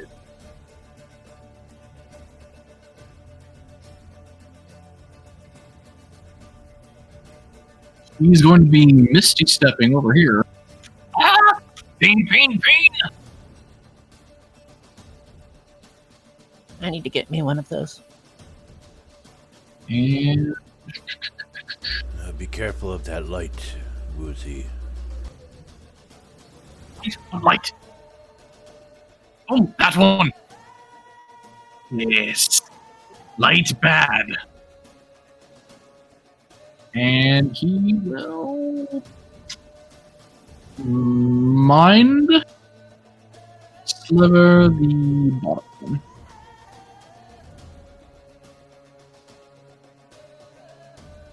A focused assault is the best one.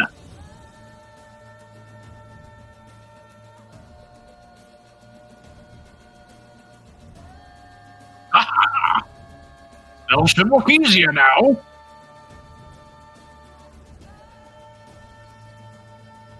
Calf don't like being bullied and try and bully back. with his skeletal trunk. Yes.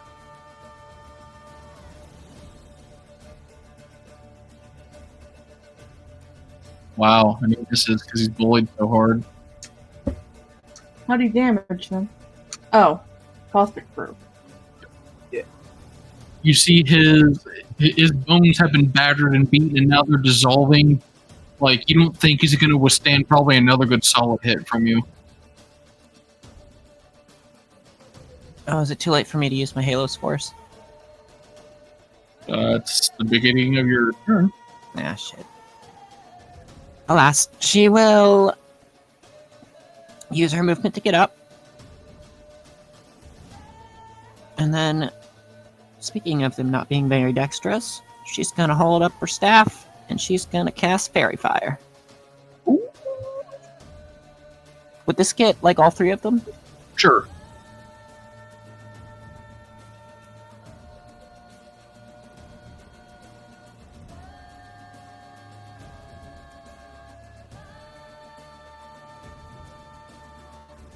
Go!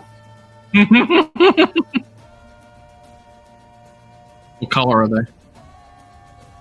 A sickly yellow. All right.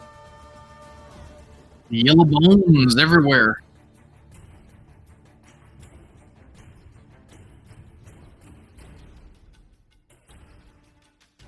And I don't want to take an AO from that thing, so she's just going to stay put where she is. All right. Actually, can I step through? I'm worried if it does the trampling again. I kind of don't want to get caught under it. I'm gonna step under Sigal's space here, and I'm gonna stand over here. Okay. And can't use my bonus action still. That's gonna be my turn. Sigal.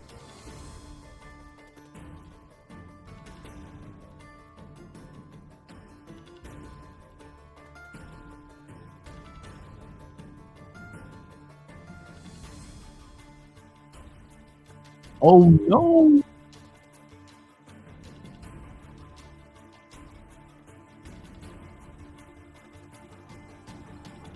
Weren't they fairy fire? Yes.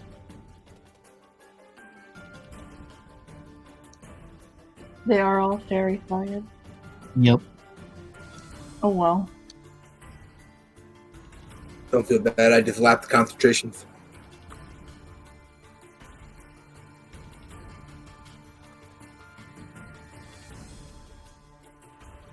Nice.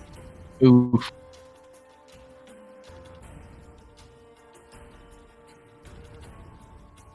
And it goes down. It's a wailing cry as it's put down out of its misery.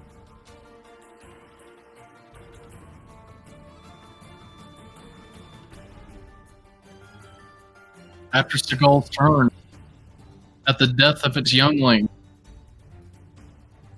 it is going to try and bring on the slam to her. Oh, I rolled over a crit. Dang.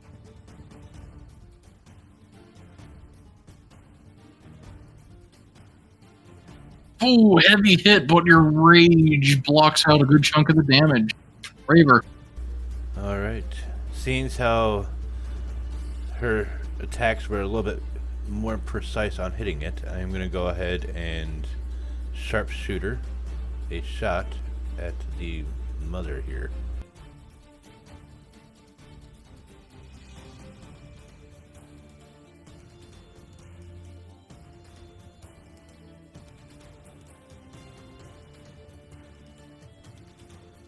That's a hit.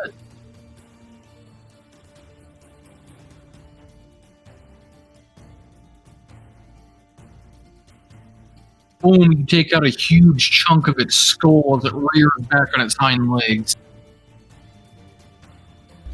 And that is going to be it.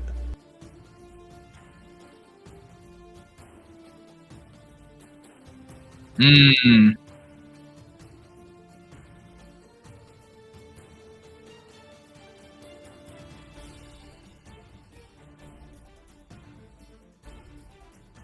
Does it go for...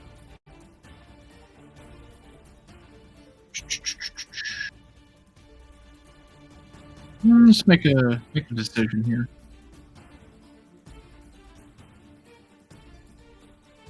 Nope, it wants vengeance for its fallen baby. So it's going to...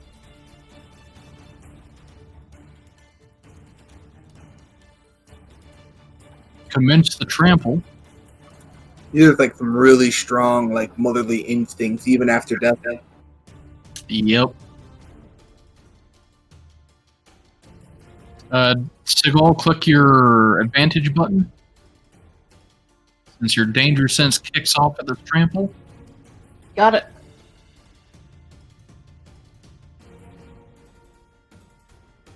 Oof.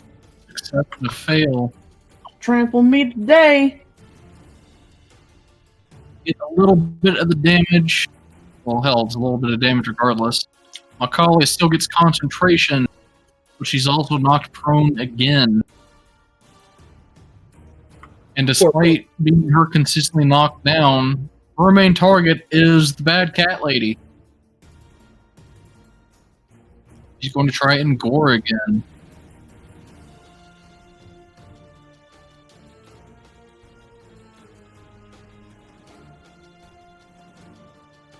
Oof. Again, her rage helps sustain the horrifying damage she's taken as her midsection's getting these gore swipes across her midsection. Let's see, this calf sees this Kamor here. It doesn't like being acidified. Didn't get acid on him. I believe they all failed, didn't they? The one in front of him succeeded.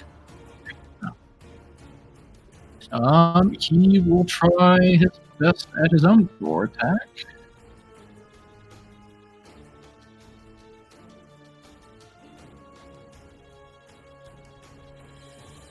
Oh! Good thing I turned off the mod.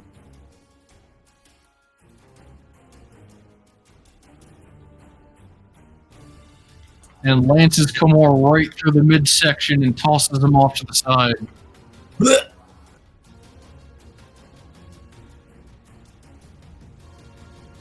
That done.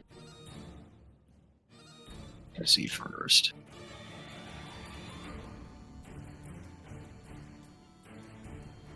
He's gonna go for Woozy this time. His old prey.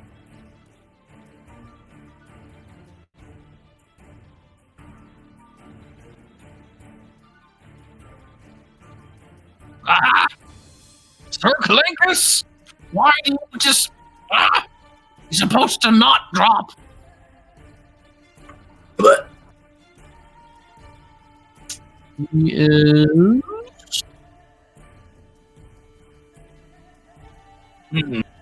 I tire of this!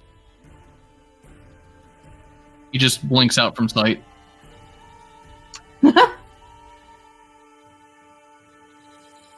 Raver, you can hear him like running towards you and going behind you. Alright, Gollum. This is all you! I'm with you in spirit.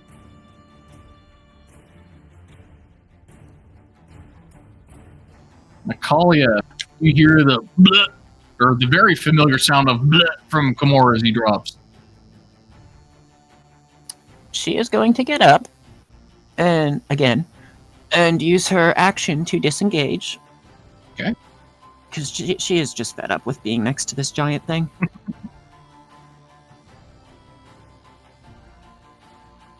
So standing up is half, and I have 35, so that's... Does that round up or down?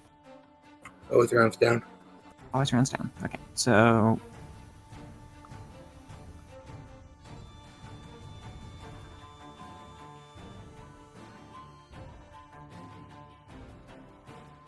She's going to run along the cliff here, and with her bonus action, she is going to cast Healing Word at Kamor with level 2. Targeting the zombie. Good.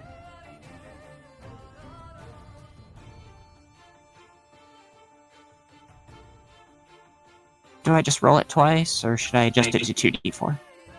If you, yeah, If you click the little magnifying glass by seeing the word, pop it open, click the little magnifying glass by the heal button. And then you drag a dice into it, right? Yeah. There you go. you can also just grab the heal button while you're holding with your left clicker, and then touch the right clicker and it'll add a die. You can do that to upcast any spell. I Interesting. see. Yeah, The you just more of have the to- breath of life is bestowed upon you. She shouts, "Come on, get up!"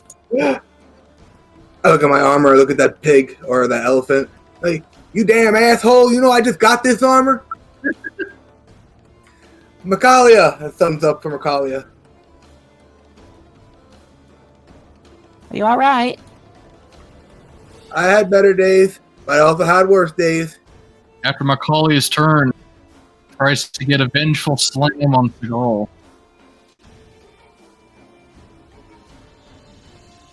And this is Sigal, you're up.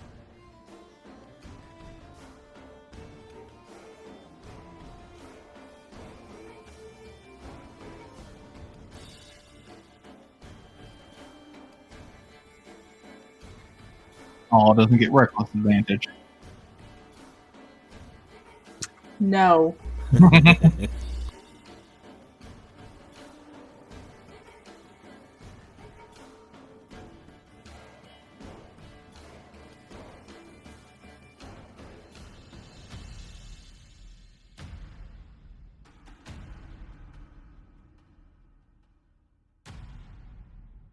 was fucking damage?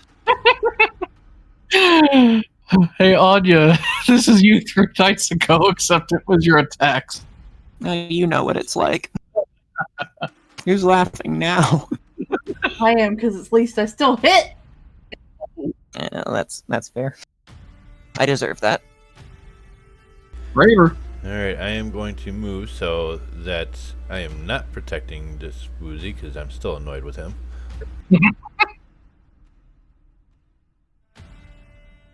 I'll move to there. Wait, no, come back! Handle this yourself. As I take aim and take a sharpshooter once again at the mother.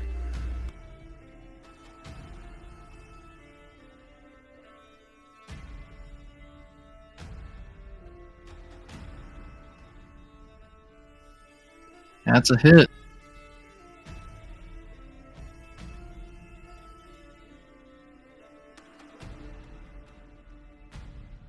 Look here, Golem, what is the point of bringing forth that column of light if you don't use it? It'll be useful.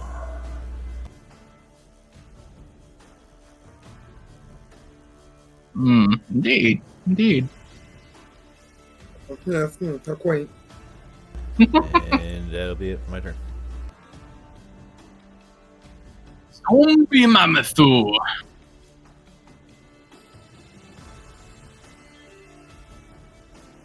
He's going to try and trample Sigal. Is Macalia finally out of the way of being trampled? She's actually right in the warpath. God damn it. They're doing this on purpose.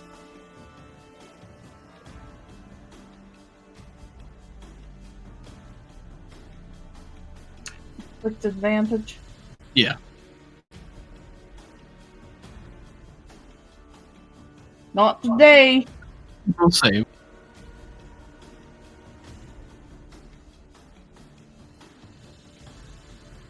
She just barely manages to jump out of the way. Oh. She gonna get that Sigal. It's the last thing she does. This is a battle for the ages. And she connects.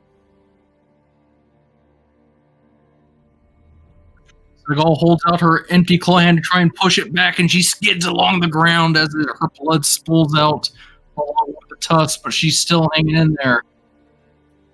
Sigal was sustained by pure anger.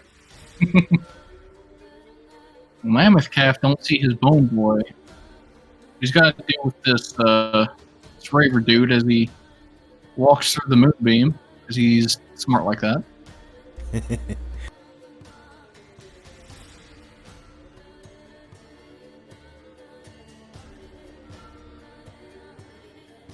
He feels tingly, but not super tingly.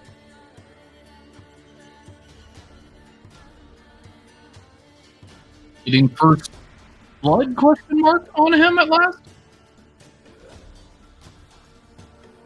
And he will try to for you. And I will uncanny dodge it. Okay.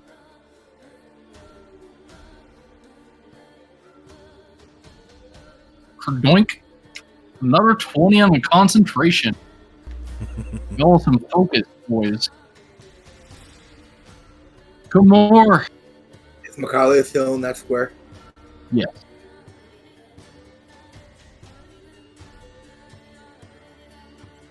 Well, she's not prone. She's right there. Cool, then before he moves, I'm going to try to have him shoot the elephant. I just didn't want to do it when Macaulay was under him because I was afraid we might step on her again.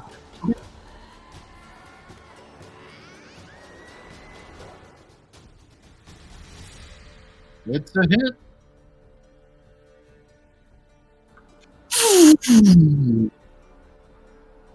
He gets pushed 5 feet, like, that doesn't really matter, but now I'll stand up, brush the dust off me, and I'm going to point my, I'm going to do a flame shot at him.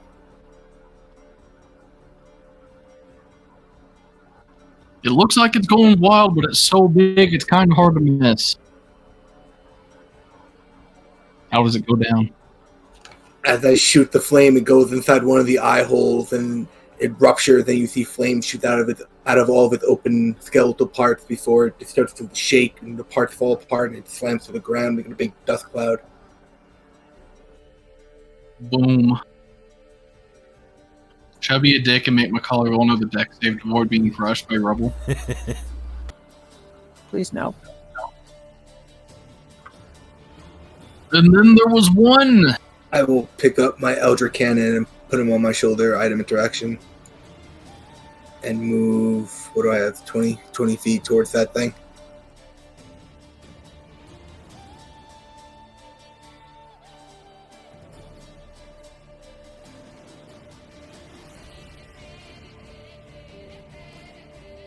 Ah, yes. The golem serves his purpose as bait. Time to strike is now. As his invisibility drops, he shoots the ray of frost. Now, he will do the Mario Kart noise again and fire.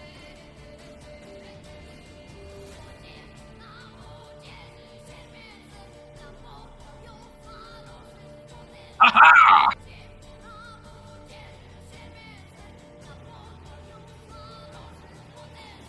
Collier. She just barely manages to not getting smashed by rubble. Thank you. She sees that the only one's left, so she's going to run over to Kamor and whip out her first aid kit. Start doing her best to stop the bleeding.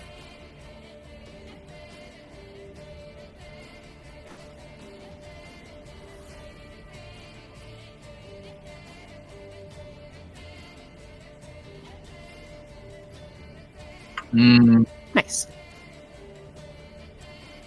Doc, I don't think I'm going to make it, Doc. You'll be fine, dear. We've been through worse.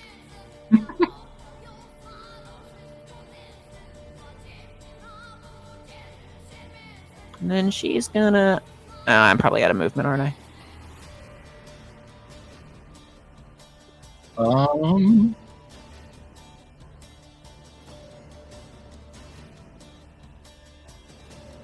I think you might have 30 feet left. Yeah, it's 15 feet to get to Kamor.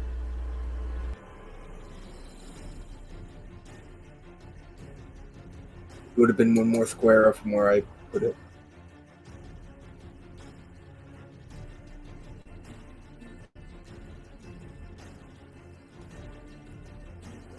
Yep, she'll stand right there. And I'm done.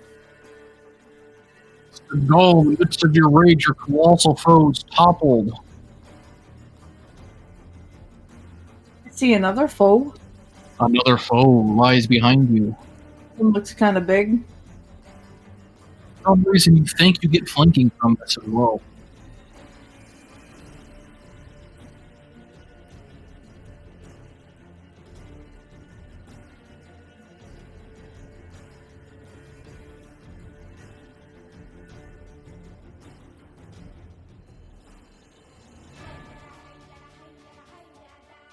And like a wild, wounded animal, she's going absolutely ballistic on this thing.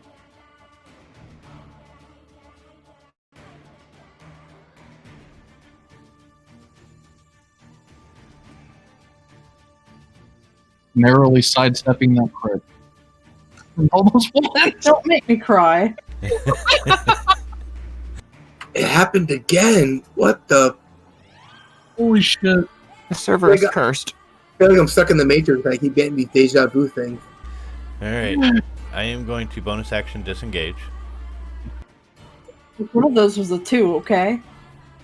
Move to here. And then sharpshooter.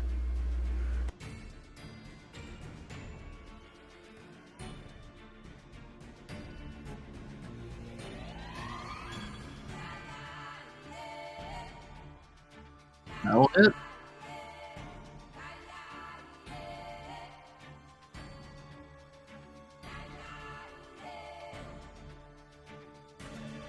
Another healthy chunk taken out of it.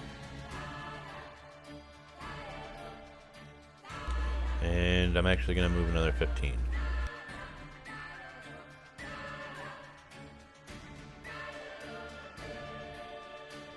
Or actually, no. We got 40 movement right now. Is that additional from the patron? Says you have 40 foot right now, so. Alright, so I'll move an additional 10 to there.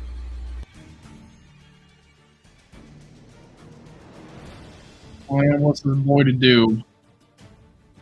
It's gonna get spored first. Does get spored. Only a little, though. He feels the spore from behind him. He goes to attack by stepping in the moonbeam.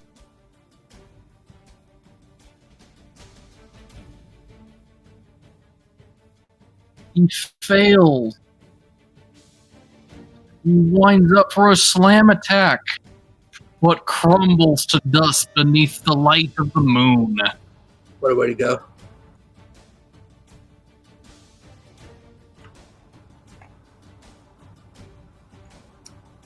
This whole fight, I've been trying to engineer my cannon so I could shoot one of those things into that moonbeam.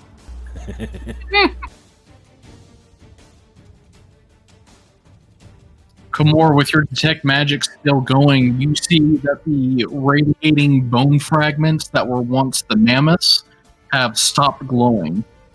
And the super intense glow from around you has dimmed somewhat. It's still there, but it's not nearly as potent as it was before. Do I feel like a dispel magic will take care of it now, or it's just kind of dissipating on its own?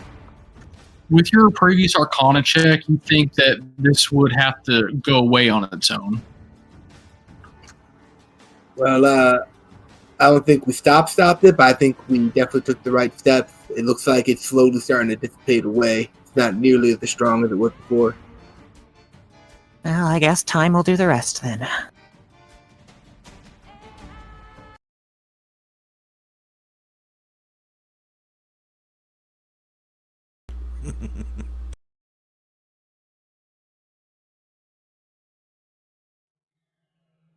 Well, that was some excellent coordination. Gollum, you had me fooled. That light really did come into play. Only because they were stupid. Not every pile of bones is so unintelligent, but yes, I see your point. And I saw you get, pardon my language, but the shit beat out of you. And yet you still stand. What are you? Who, me? Oh, well, I guess that you do. I'm more talking about the one who's bleeding profusely with, the mysterious... Wait, there's two people with two... You half-masked people here. Confuse me. Vale. Vale, yes. Circlinks, I expect you to train that constitution. You shouldn't go down so quickly.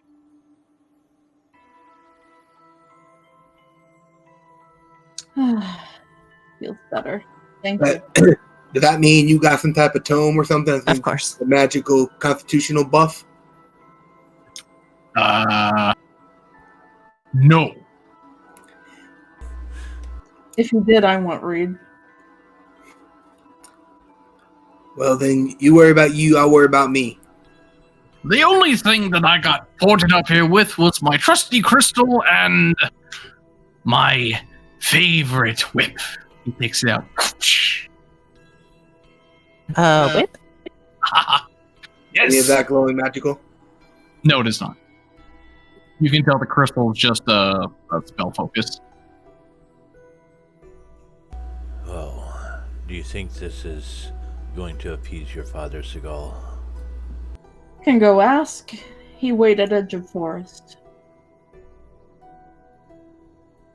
She just starts walking back towards the trees. Wait. We're going back? For a moment. You have to report our success. You think your daddy's gonna be taken by this little bone guy here? Don't know. Things like that are not uncommon where he is from. Maybe not so short. What? Then again, if it comes down to it, at least have a chew toy. What? Oh no, bad. He strikes it back. No! He's too fast! Yeah, Tries in vain. as I move 120 feet. You bastard! I'll try to help Ruthie and shoot him with the Elder Cannon to push him 5 feet further. No! He needs lashings. He starts waving his whip around. Goodness. He's a kinky little skeleton now, ain't he? Insert bone joke here. You're just lucky. I'm just thinking to myself that how lucky that bone thing is that Reaver doesn't remember his memories, because he probably would take that lashing comment pretty personal. Yeah. Mm-hmm. All right. So we look back at the map here. The journey's going to take probably another 2 hours. No, my robot baby. Do you head there uninterrupted, or would you like to do anything else? Yeah, do we want to do a short rest? Because we're kind of banged up. A short rest at trees where it's not this way. She points to like some bones we're passing. I think we're in the tree line now, right? With the purple circle. This question pretty much gets posed to you guys when you guys are like mid-travel. Then yeah, I definitely agree with you. I'd have to get some tree line, get somewhere nice and cozy. So we're going to wait till we hit the trees and we're not in the middle of a bone field to take a short rest. Oh, okay. I can't. Can you link the map again? I'm sorry. Might have X'd out of it on mistake. Get it? Yep, I got it. Thank you. All right.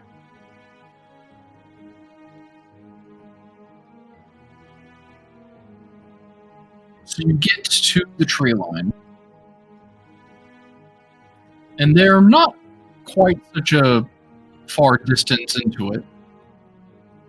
You see Notwell there, who's perched atop a rocky boulder that's still has some old, long, charred edges around it. You return, though I can see not unscathed. He gives a toothy grin at this. Could have warned about the very large. I do not know what that animal was. Truth be told, I was not able to see it firsthand and up close. Why don't you describe what you saw, daughter? She'll describe the mammoth of bones and just a little bit of skin, and its babies. He'll recite this in common so everybody can hear it. Had I known that such a creature, a mammoth, was out there, I would have given a little bit more caution, but I had the utmost faith you would succeed.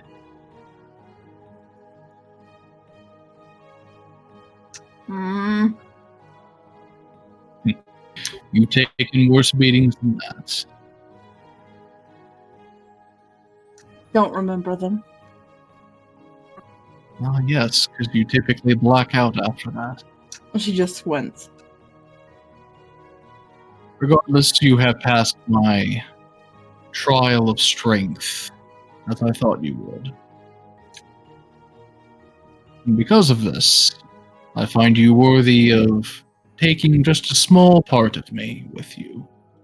He hops down to this fallen log, and he opens his large maw, and he just gives one giant bite into it.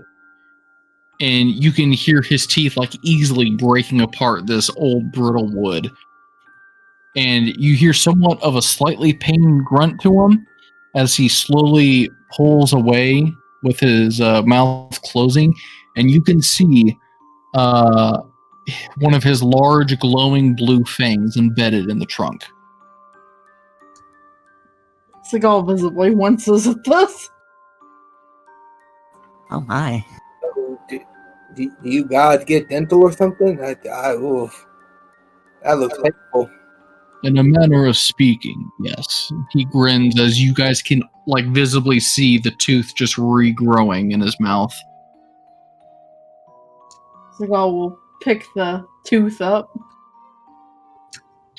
What am I supposed to do with this? The small one with you. She tampers in jewelry, does she not? Yes? But with gems. Yes, I don't know much about teeth. The term jewelry is a broad one, not just limited to precious stones, but precious materials in general. I know that, but I've only seen her use gems. She should be fine well enough to place a simple rope or string through it. Carry it with a charm, as you will. What does it do? It will add a bit more bite to my daughter's capabilities. Do you ever speak plainly? I speak so that you may satisfy the growing curiosities within you, child. It seems you've gained another small one with you. Oh, yes, this small skeleton. Yes, that is Woozy the Great Sorcerer. And these are my minions. Your minions, you say? He aided us in fighting the skeletal mammoths. We just figured on bringing them back so you had something to chew on. That's the boy from Woozy. I think something so suffused with pride would be unsatisfactory to my taste. What? Oh, that's just because he couldn't handle this. Yes, he starts flexing.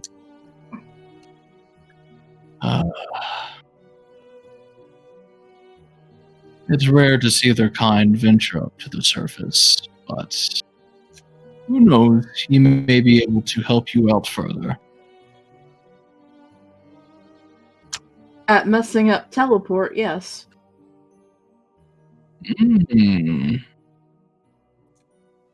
Well, considering the disappearance of your ring friend, I think another, he tilts his head, somewhat capable caster would be welcome. What? I am offended at that remark. Oh no. I don't like where this is going. Those of brittle ego will always be easily offended, worry not. I cannot believe this! I mean, I'm sure he's got things to do. Like, I don't know what little bone people do, but I'm sure he's got something to do. He's like Well- hiding behind Morgan. Sir Clanks, get him! He trying to go home. That's we taking him back underground. Ah, it all works out then, doesn't it? He fine. Talks a lot, but not bad. Annoying. Well, I offer you one last warning before you venture forth. The place you seek ultimately, that structure in the middle, just like the field that you once visited, I too sense some very potent necromancy coming from it. Okay, and short rest become long rest. Thank you, Father. You still have some light hours in the day, daughter? Are you afraid? He grins. Tired. As I point to like the gaping hole in my chest, like a hollow from Bleach. Just tired. He Emotionally drained. looks at the hole in his chest. No, just slapped a band-aid on it. Is that good enough? I don't know what kind of band-aids you be packing. I will leave you to your things. Carry on. Good. And does it feel drafty over here? I feel a draft. Like it's going like right through me. I don't know what's going on here. And, like a little bony finger pop out and just like flip you off. No, here, I think I have a bigger band-aid for that. I punt him.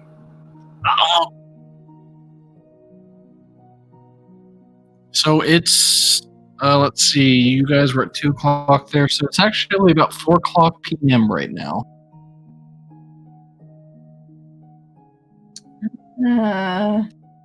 She just flops down under a tree. I suppose we could just settle and have dinner and then do it in the morning.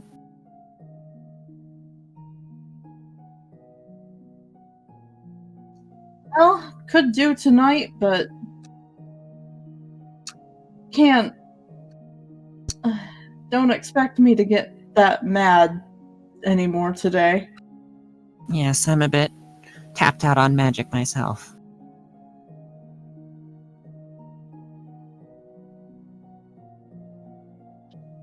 Let's see. I'm gonna spend some time trying to patch up my armor. Let's see. Mycalia, if you'd like during this rest, take out your jeweler's kit and attempt to do what was suggested by Notwell to make it a little trinket of sorts. I will certainly attempt it. Give me a check.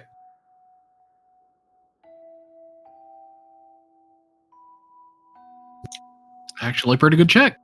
Yeah, it's simple enough. Is there any personal touch you want to add to this? She still has a couple of the other gems. Like, how big is the tooth? Let's see. For you, it definitely would take up your entire hand. And Well, big boy. you could, like, this is your first time making jewelry out of a magical object. So it's kind of a big moment for you. Oh my. But with your check, you're able to make it a necklace, a bracelet. Well, I guess it'd be more practical as a necklace due to its weight. Well, could we identify it first? Because, like, are we sure it's going to me or is it going to Sigal? He did mention it was for her. Well, how would she like it?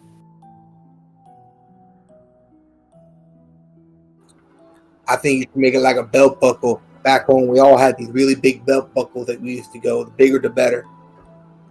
Are you asking Sigal? If it's for her. Takes a look at how big this goddamn tooth is.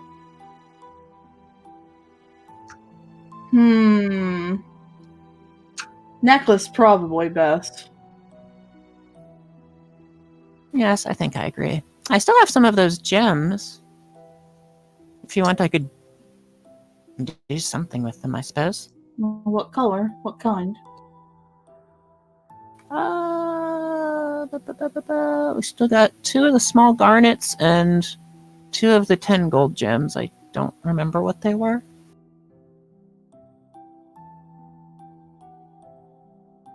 Crow, do you remember, or do you want me to just weigh in? Do you want me to just make something up?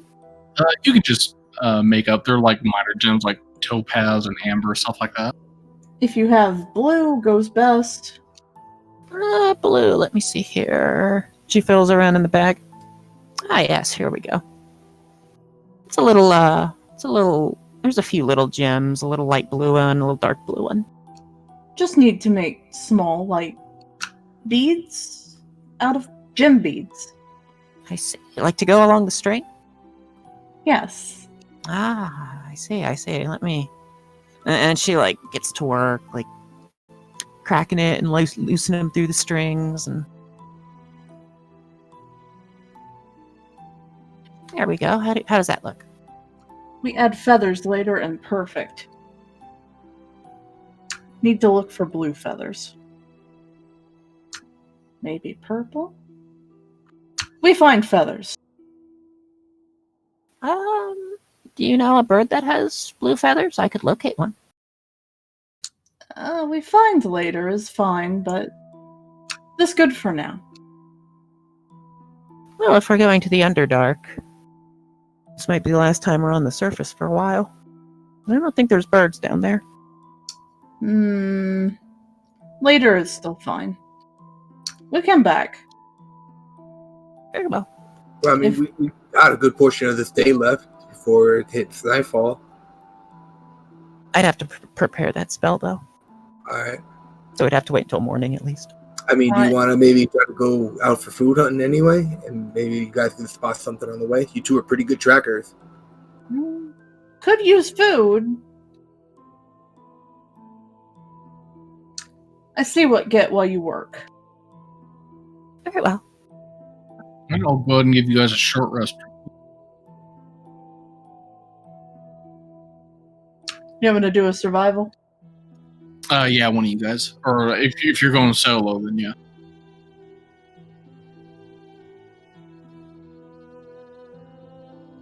You liking those ones, Kamar?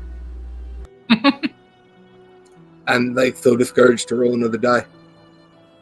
Oh, I balanced it. I double balanced it.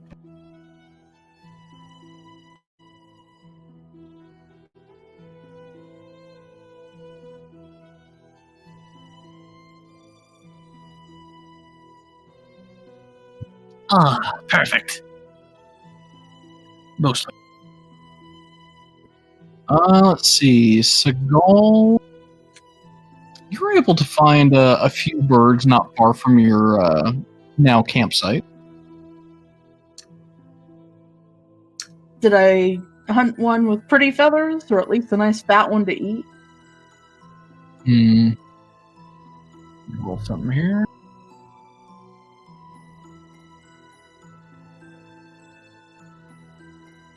Check this table.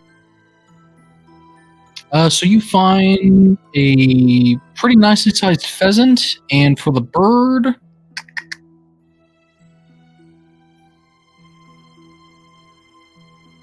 you find a good-looking bird called an azura, mainly named for its azure plumage. Now, I'll say that you hunted the pheasant, but if you want the bird, you have to actually try and get it without making it aware. Even if she can just get a feather off it, it's fine. She doesn't really need to kill it. Okay. Can I try an animal handling? Sure, you can do that. Oh, there's that inspiration.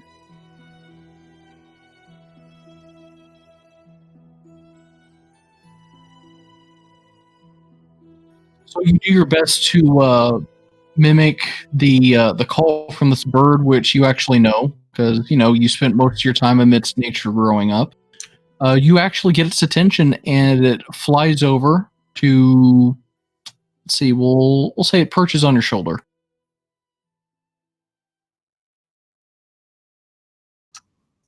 She does her best to groom it and try to get a couple of feathers without hurting it. All right, give me a sleight of hand. This is what I should have used inspiration on.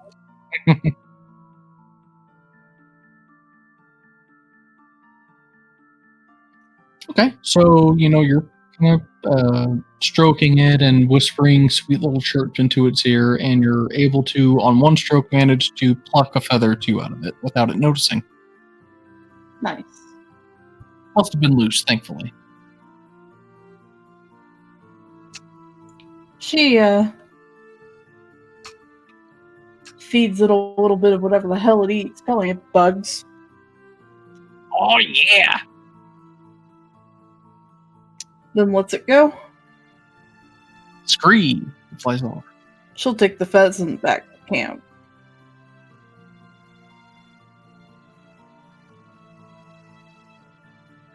It's getting delightfully dark out here. Wonderful. It reminds me of home.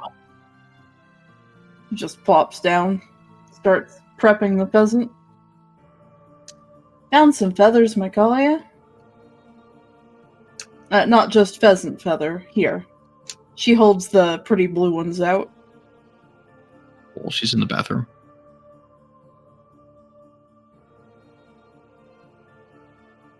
Anyway, she'll let Micaiah put that to the necklace.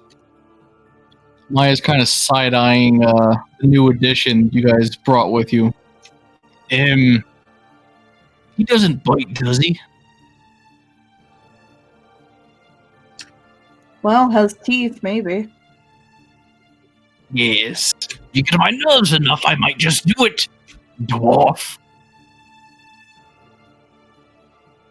Apparently he comes from down there? You hear of him before? I've heard of Dodelites, but I've never actually seen one. They're kind of unnerving. It's kind of cute. I agree. He is rather cute. Sigal gave you some gorgeous blue feathers to put with the beads. Ooh, lovely.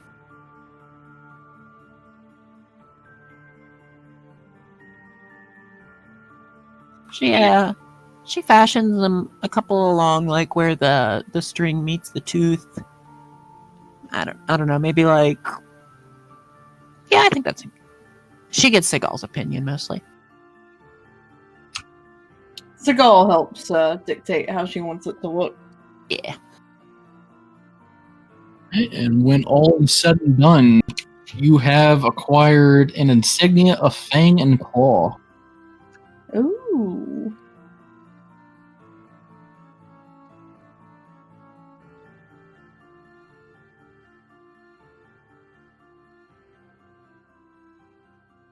I will still need to put that into your sheet, but for all intents and purposes, you have it.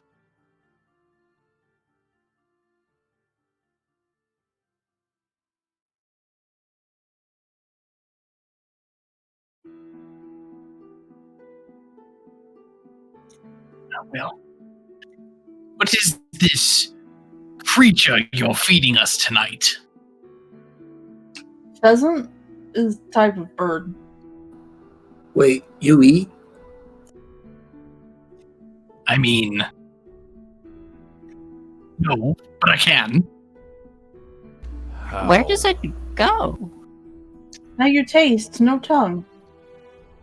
Look. You don't question it. Sometimes you eat just for the pleasure, just like you humanoids fornicate for pleasure.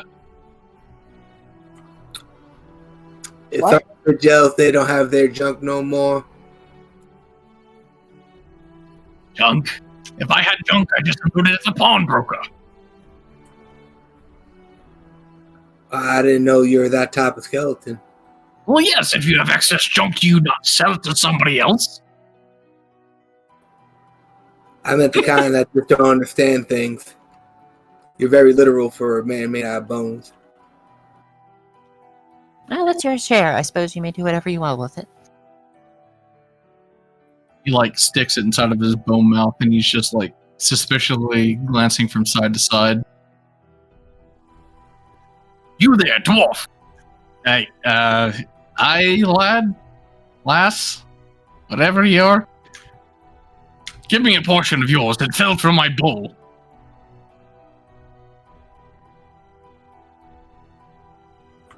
You ain't getting none of his food. He actually needs it. I mean, he's free to have it. He, quickly scoops him some. I refuse to have this little bony midget picking on people and out of character listen to you argue to yourself the entire adventure. Maya is not a permanent person here, so it's not forever. Alright, Ma, I did what I could. Yeah. Well, shall we go? To sleep, I guess.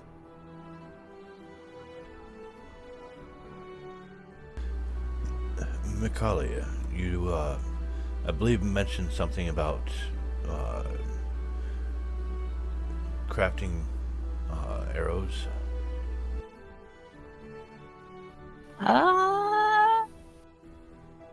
What sort of arrows? Mainly just bolts to replenish what I'd used.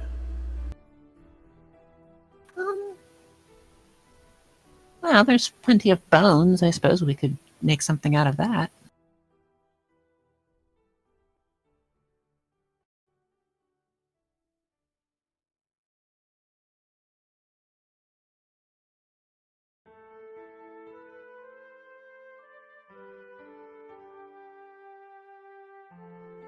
All right. Can I craft bolts? Oh, see, I don't really remember what you're talking about. Sorry. I think someone mended your bolts. That might have been it. Oh, yeah, I think Komor had mending, didn't he? I am a bolt mender. Well, do you think you'd be able to mend some of these back to usable? Sure thing. I'll grab the bolts and hover my left hand over, and various tools will start coming out of my fingertips and palm and start fixing up the little bolts here. Alright, so I give back 4 to be mended because that's all I have currently that was used. Okay.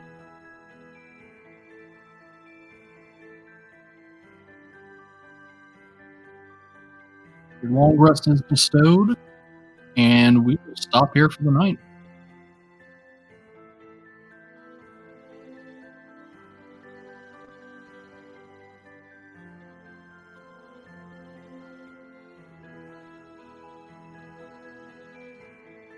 So did we ever identify the tooth thing? She knows what it is, but I haven't made the item yet. It's an insignia of claws, so if I remember correctly, it should make my natural weapons magical. Ah. Fancy.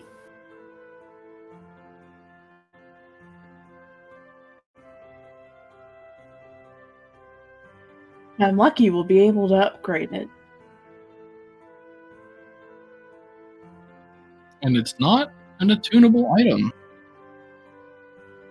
I appreciate that so much.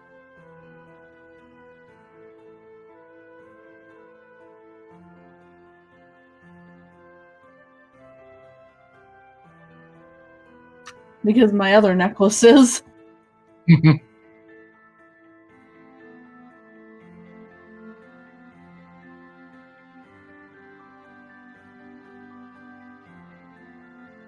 And it also makes them get a +1 to them as well.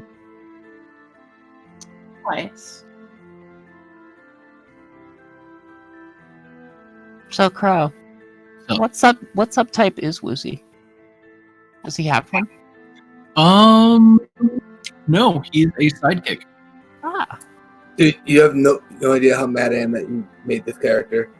Not because he's here to help us, but because I wanted to make an evil necromancer guy who talked like that to his companions and called them minions. And now I feel robbed.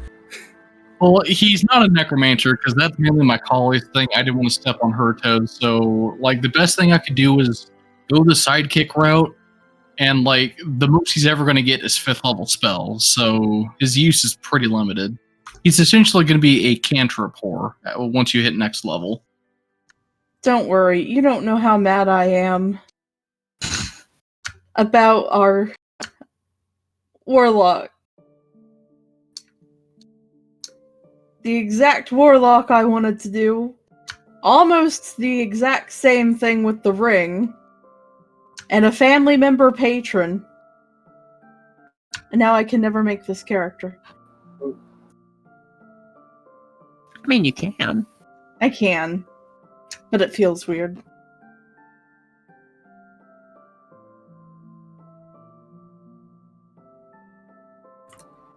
So the deal is that he's pretty much going to be taking up your 5th spot temporarily until we hear back from Verage.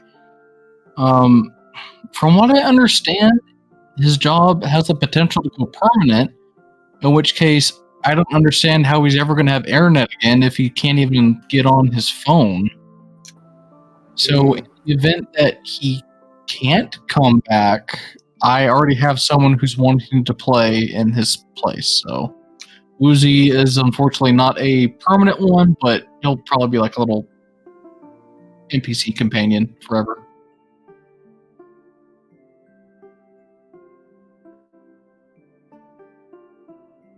Raver hears forever and dies inside. He's already dead. I can be dead on the inside, too.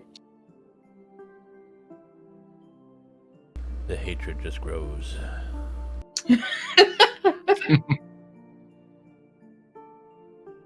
I like the nicknames he's doled out so far. Got Gollum and Mr. Clank, or no, Sir Clank. At least you're a knight, Kamor. Do I have one, or am I just gnome?